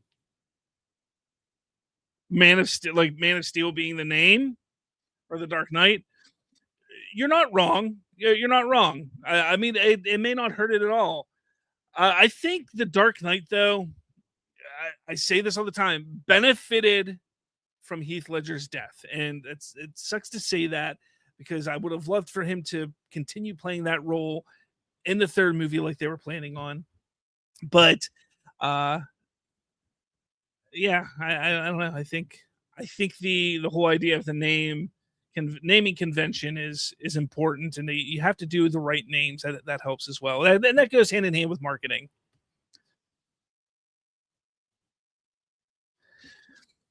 No, Afbret, it is not Superman Man of Tomorrow. It is simply Man of Tomorrow.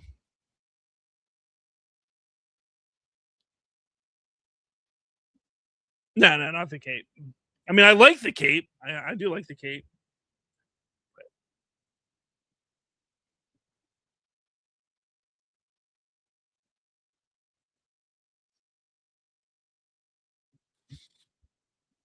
Powerful says international audiences will be buying a ticket thinking it's Cavill. Absolute genius. Don't give any ideas to the Snyder Bros to complain about the DCU, because that's what they'll say. That's what they'll say.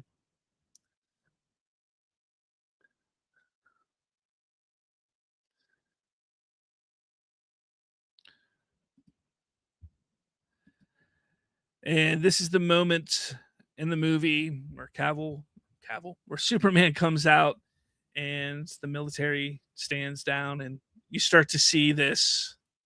He's not our enemy. He's not our enemy. Why they had to make him look angry coming out there, though, I think was an odd choice. Like, they should have had him not coming out angrily, because he did. He looked angry coming and walking out of there, walking through the military soldiers, and then it changes where he's just kind of like a little more standoffish. I don't know. Some weird choices for sure.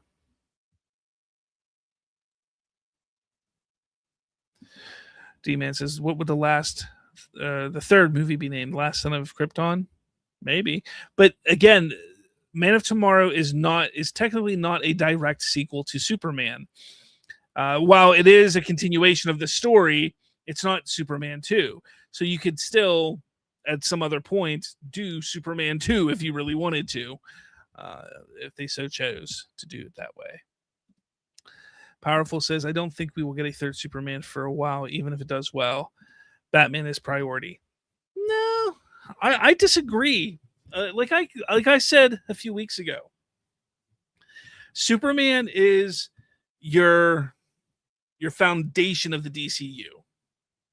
You need to have him in a movie of some sort, whether it's his own movie, a team up movie, a cameo in a movie, whatever it is, every single year. I just think, like, you had Superman last year, he pops up in Supergirl this year. Next year you have Man of Tomorrow. The following year, maybe you have a Batman that year, or Wonder Woman, and have them pop up in that, because you want to make sure people understand, like, this is Superman. This is our Superman. This is who it is. This is where, like, we're following this guy on a journey.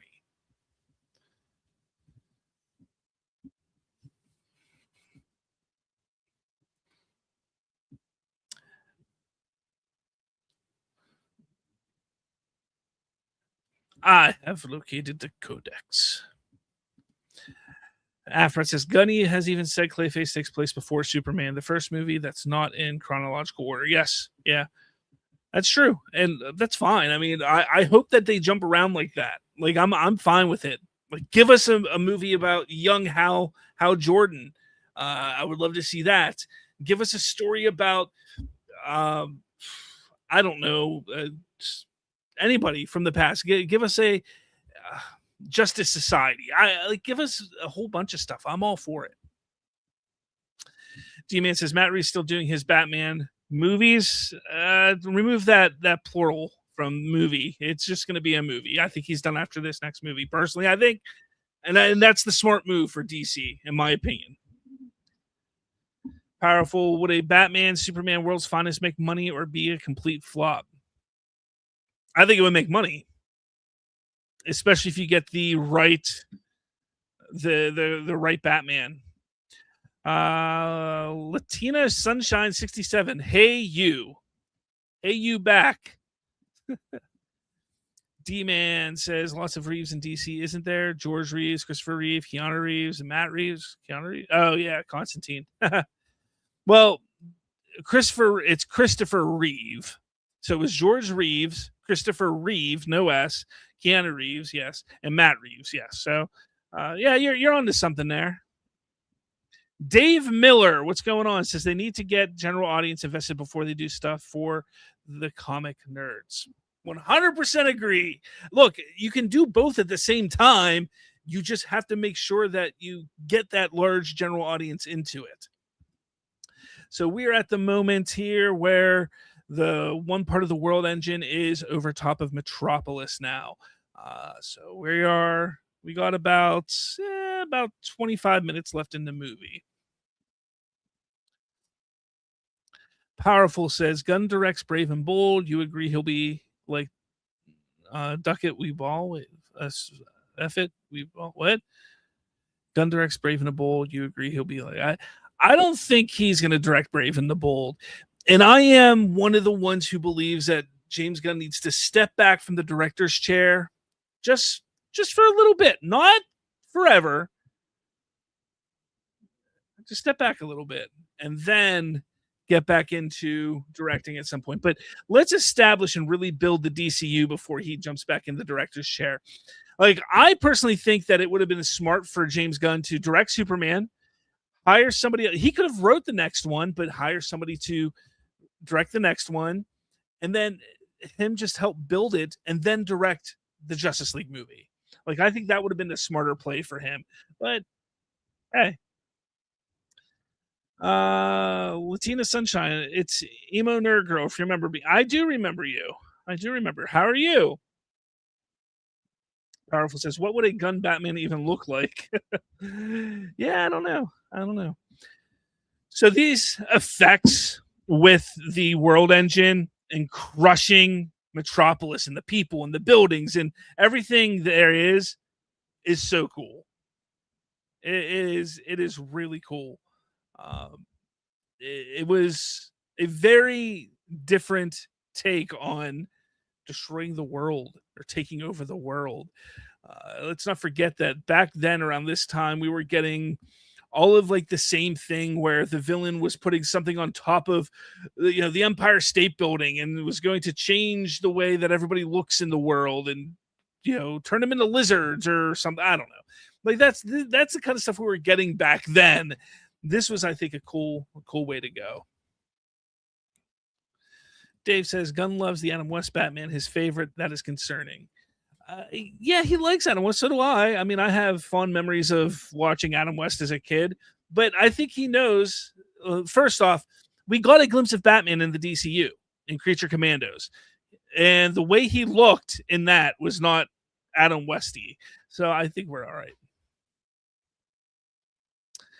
D-Man says Gunn needs to direct a Plastic Man movie. Yeah, definitely. Get the guy that does the voice of Sonic the Hedgehog to be Plastic Man. What's his name? I can't remember what his name is. I'm terrible with remembering actors' names.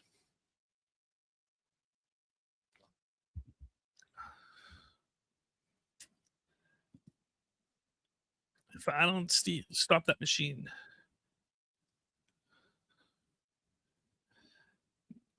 The interesting thing about all this is just 3 people decided what is best for stopping this. Like, they didn't get the president involved. They didn't get any like 5-star, 4-star general, whatever. I don't know how many stars it goes up to. You didn't get a 4-star general. It was not the vice president, not Congress. It was just like, hey, just us 3 here, just a couple military men and Superman. This is what we're going to do. This is what's best. We know.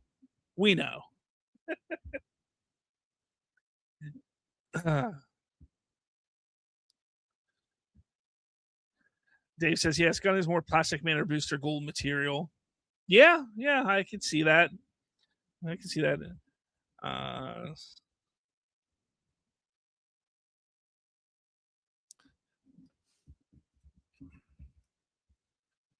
could definitely see that. Ben Schwartz. That's who I'm thinking of. Get Ben Schwartz to play Plastic Man.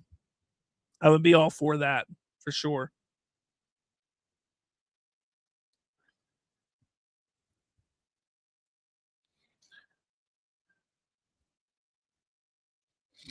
So I'm sure some of you know the story of Superman Lives, the Superman movie that was going to be directed by Tim Burton in the 90s, starring Nicolas Cage.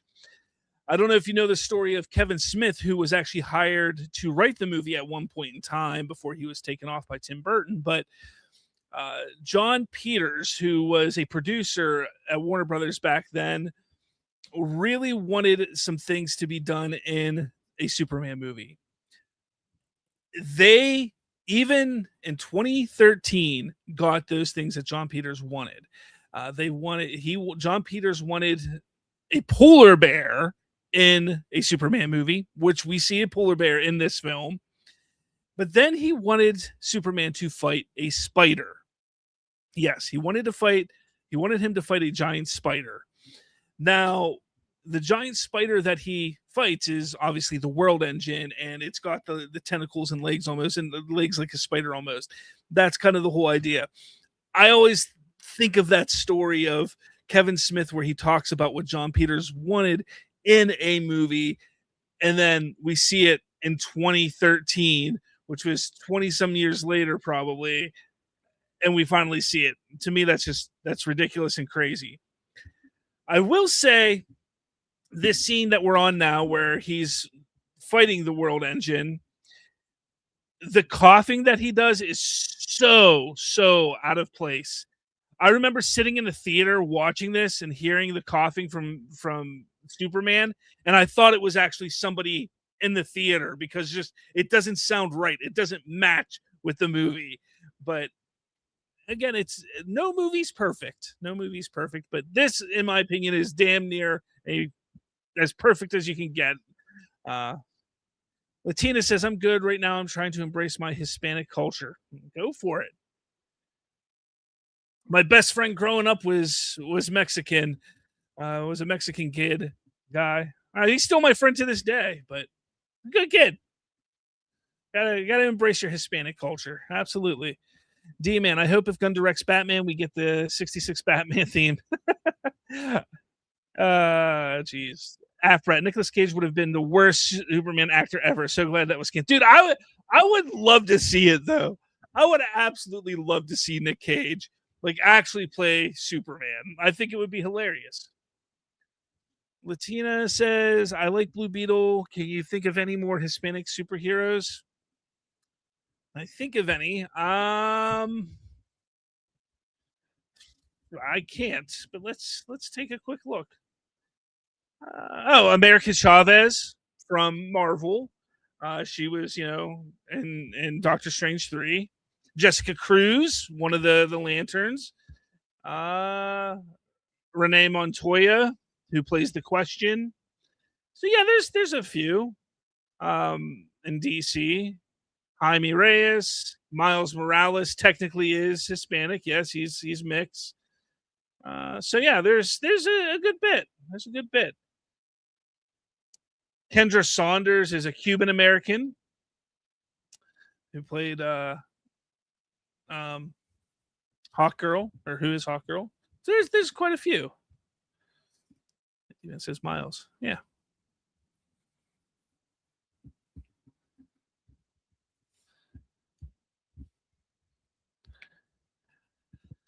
The one thing that I always struggled with also a little bit with this movie, again, not enough to get me to like not like it, but was Jor-El.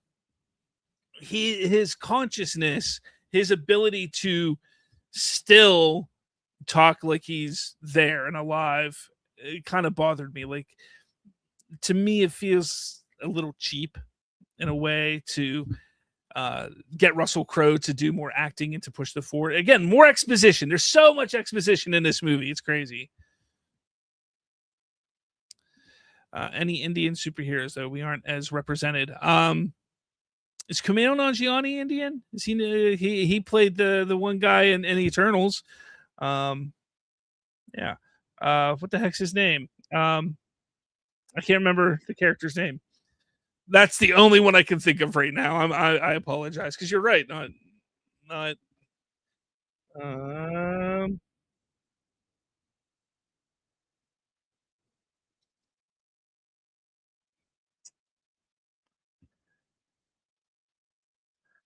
Yeah, I don't think there's any really big ones.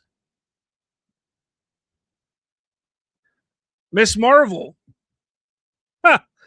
Yeah. No, it would not be nice to have Pattinson play Bruce Wayne Batman in the DCU. No.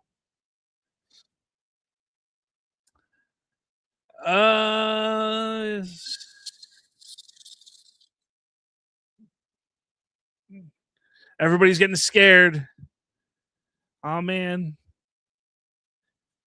Yes. Jenny.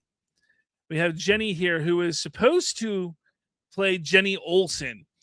And that was revealed by the actress who plays her in an interview. Even Deborah Snyder. Deborah Snyder, is that her name? Yeah. Even mentioned it in an interview prior to the movie coming out. They were trying to gender bend Jimmy Olsen back in 2013, but they then changed it at some point and changed her last name to not be Olsen. That's something that a lot of people don't know and are not aware of. But it is true. That actually happened. That did actually happen.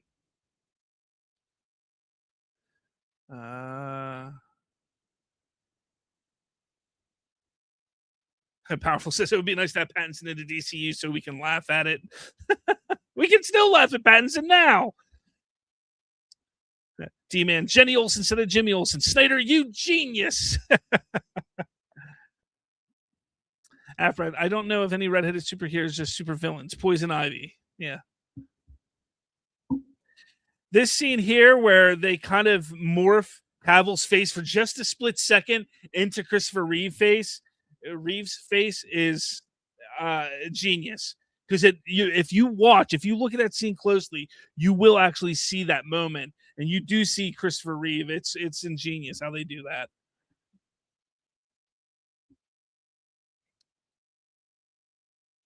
So this is big action sequence number 2.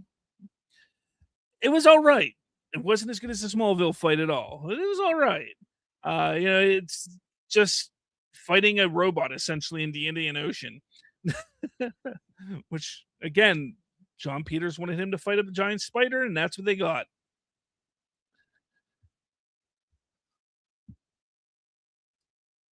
There is a moment. It is a split second powerful. I'm telling you, it is there. It is a split second, and they talked about doing it. I want to say maybe it was Snyder, or maybe it was a producer on it. They talked about how it's just a split, like literally just a split second, where you see it's from, I think it's from the side as he's flying up towards it, and it's a split. I'm telling you, it's there. It's there. D-Man 7000 Snyder killing off Jimmy Olsen and BVS, also another genius move. Genius Snyder. The scene that Derpy was talking about. It's supposed to go in.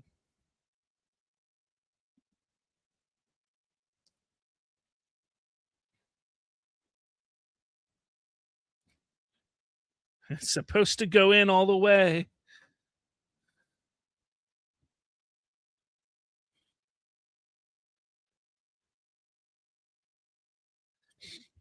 This is a cool scene, even though the aftermath makes no sense with them about to fly the ship into the other world engine part in Metropolis. Movie talk. Jimmy Olsen changeup was one of the dumbest things Snyder did, and And I love Snyder's work. It was really dumb. Powerful though. Hey, Snyder is the blueprint.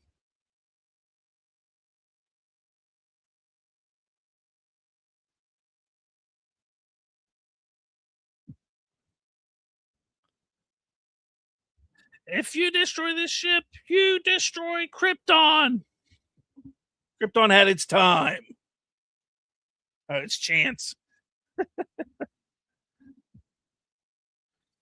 The music. The music is so good.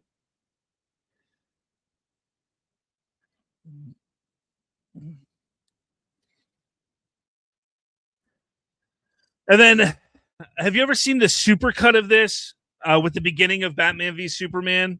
Somebody made it and put it online. It was fantastic. Where they just supercut the moments of Bruce Wayne watching things and cut to the scenes in this movie, cutting back to Bruce Wayne watching what he's seeing. It's so good. It's so good. And Brett Donner is the blueprint. Jimmy wasn't. That wasn't Jimmy Olsen. I don't care what anybody says. It wasn't Jimmy Olsen. So stupid. I know what it says. It's not supposed to be. All right. We got a Wilhelm scream there. Love the Wilhelm screams.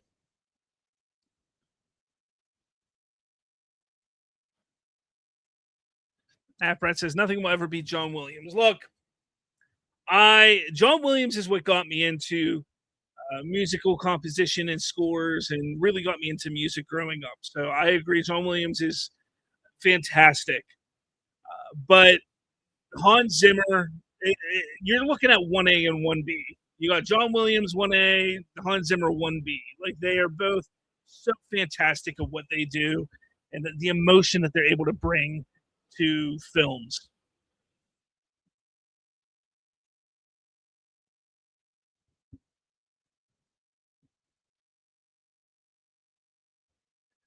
A good death is its own reward.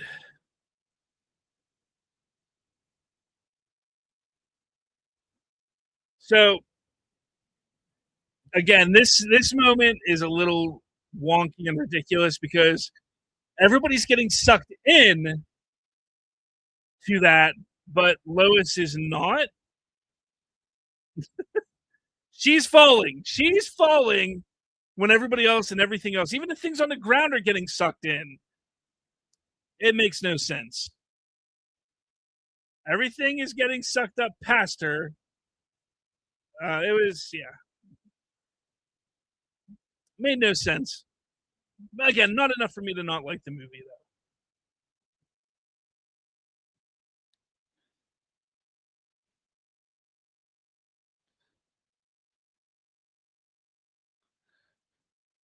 And then you see Metropolis just decimated.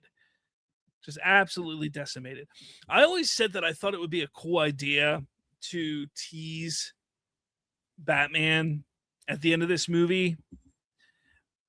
I think it would have been cool to do like a mid-credit scene where even if it's not showcasing who the actor is, but having his plane land and him walk out, and even if you get a shot of it because he's going to go and help rebuild Metropolis. I thought that would have been a cool way to do it, but alas, they did not, and we got what they did in BVS.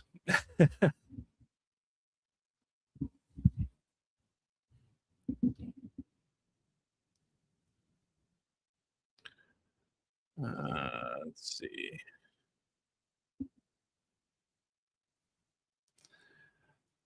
And then we get to the beginning and almost the start of the Zod and Superman fight, which the emotion that Michael Shannon brings to this scene, really not just this scene, but from this until his death, is, I mean, Michael Shannon was such a phenomenal choice for this character.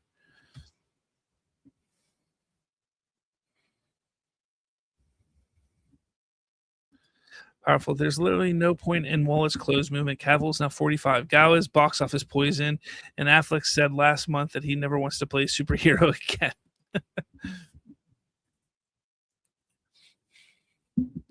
But as a lot of them like to say never, right?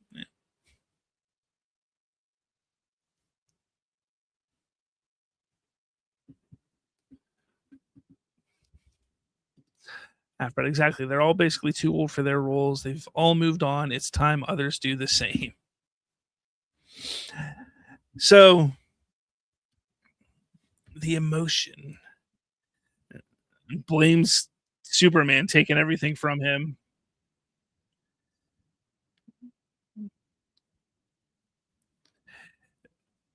I'm going to make them suffer, Cal. D-Man Snyder, one of the greatest directors of all time, though. I even like Cavill, but he's nearly 50. It's over. He's what, 43? I thought. He's only 40. Yeah, he's only 43. He's not almost 50. Hey, come on. I'm 40. Don't go saying that. Don't go saying that. That's not very nice.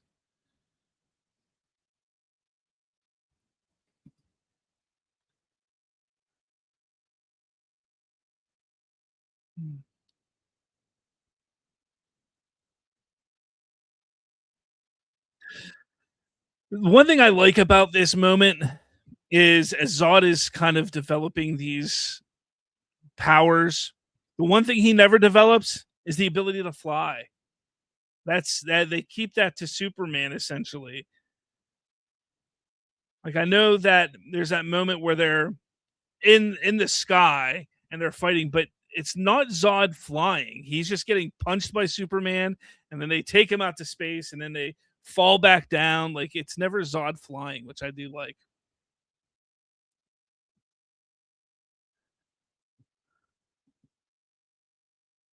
Afra says Hawkland was the first Superman actor who was younger than me. Huh.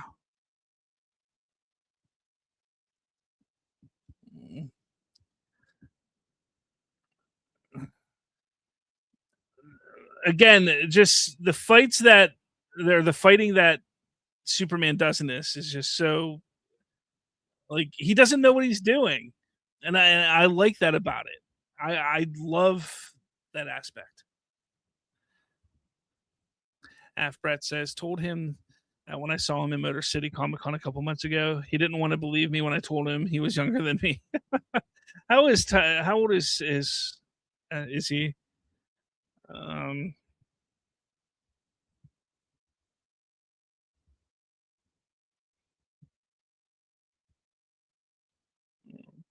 Tyler is he's born in 87, so he's only 39. Man, he looks older than that though.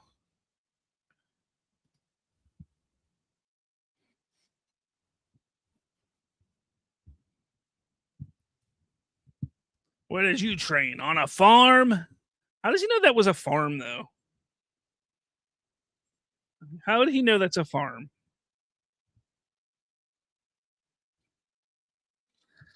And then he wears his pajamas to fight. I mean, if you think about it, it is kind of like pajamas. At least it's like long underwear. And that's what Superman wears in these films. It's underwear essentially because it's what they wear under their armor. So he's literally wearing underwear in the Snyderverse in the DCEU. Just food for thought if you're ever wondering.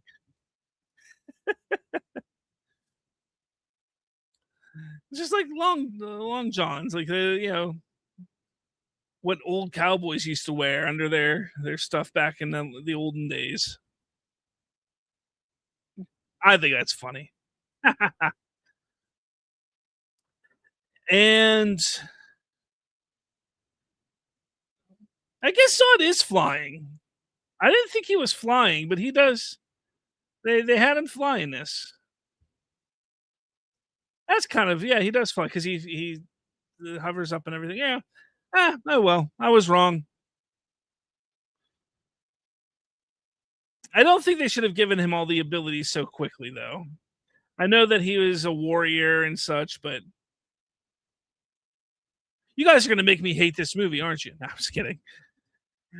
Brett Tyler is 8 days shy of being 1 year younger than me. Interesting.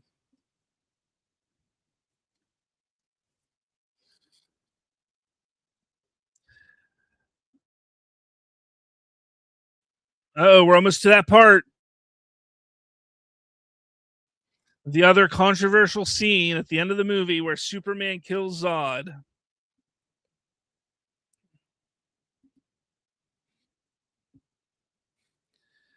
I mean, yes, he could have done other things. He could have flown up. He could have just covered his eyes with his hand. He could have done a lot, but uh, it is what it is.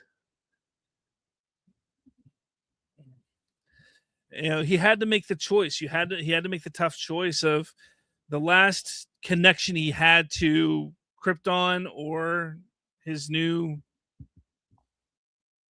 I won't say new, but his real people.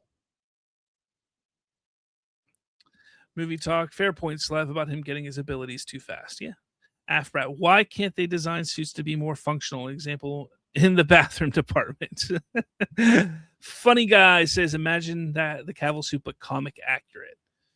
I think it would look more silly. Again, it's just underwear. He's just wearing underwear with a cape.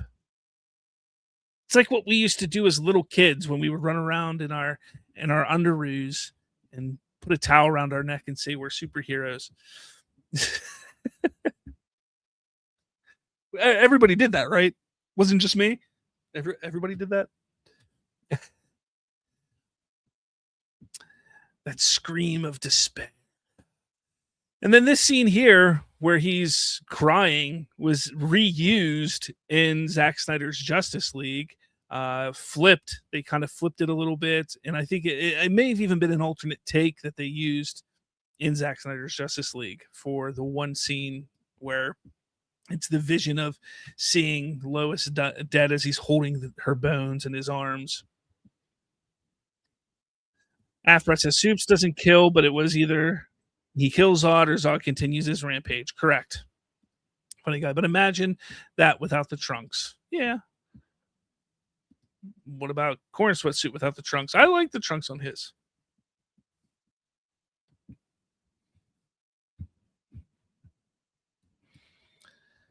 This scene here is why it's hard for me to believe that he's John Jones. He's the Martian Manhunter.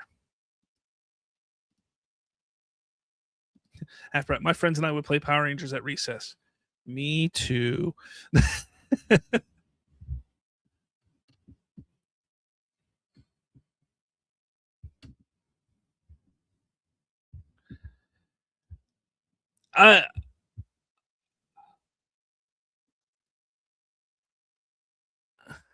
It's an interesting scene. It's a fun scene building a relationship with Swanwick, and so a relationship I wish they would have built more on in Batman v Superman and such. But they use Swanwick more with Lois than Superman, which I thought was kind of weak.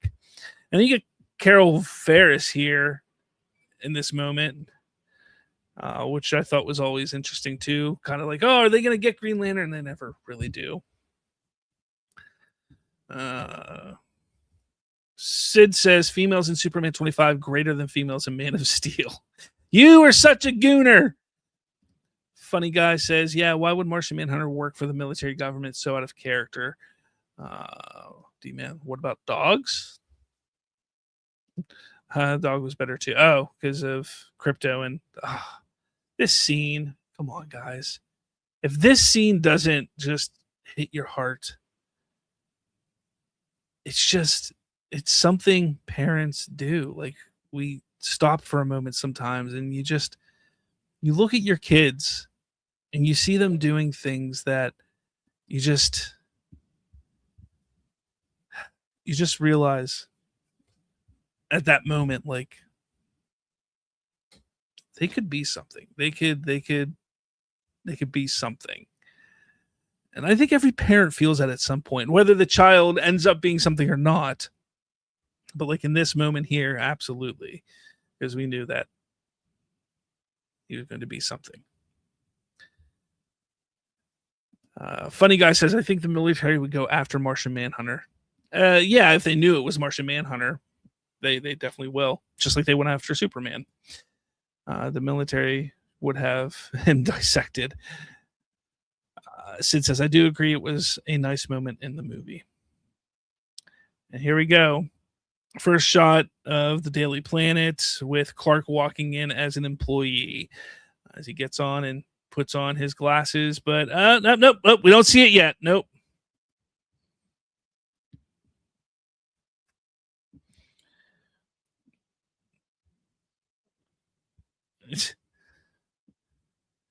And then he looks at Jenny, and Jenny's like, no.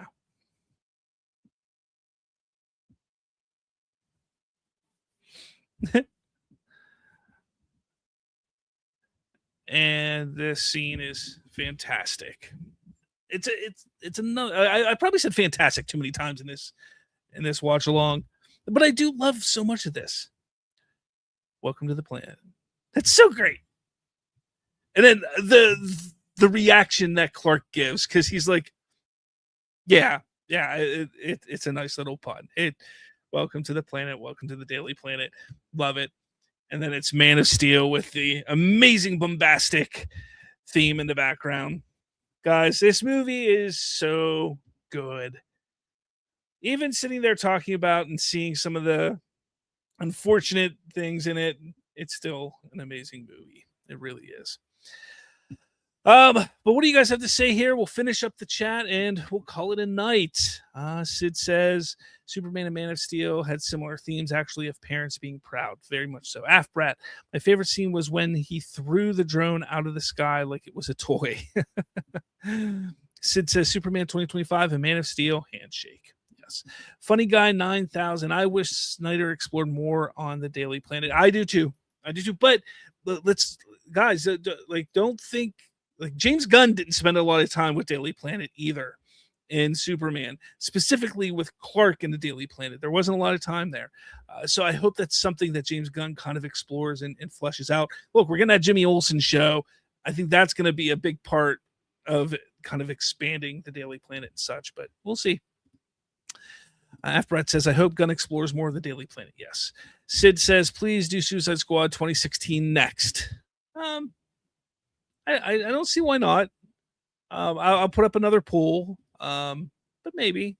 I am going to want to do Supergirl here within the next few weeks. I'm going to let people get it and stuff like that, or maybe I just wait till it's on HBO Max. That way, everybody can those who don't buy it can watch along as well.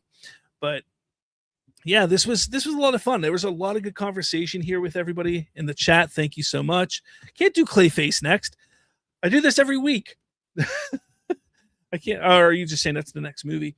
Yeah, I mean, I like I said, I am doing all DC movies. Whether look, we can even go back to 77 Superman. We can do 89 Batman. We can do the Adam West movie. We can do any DC movie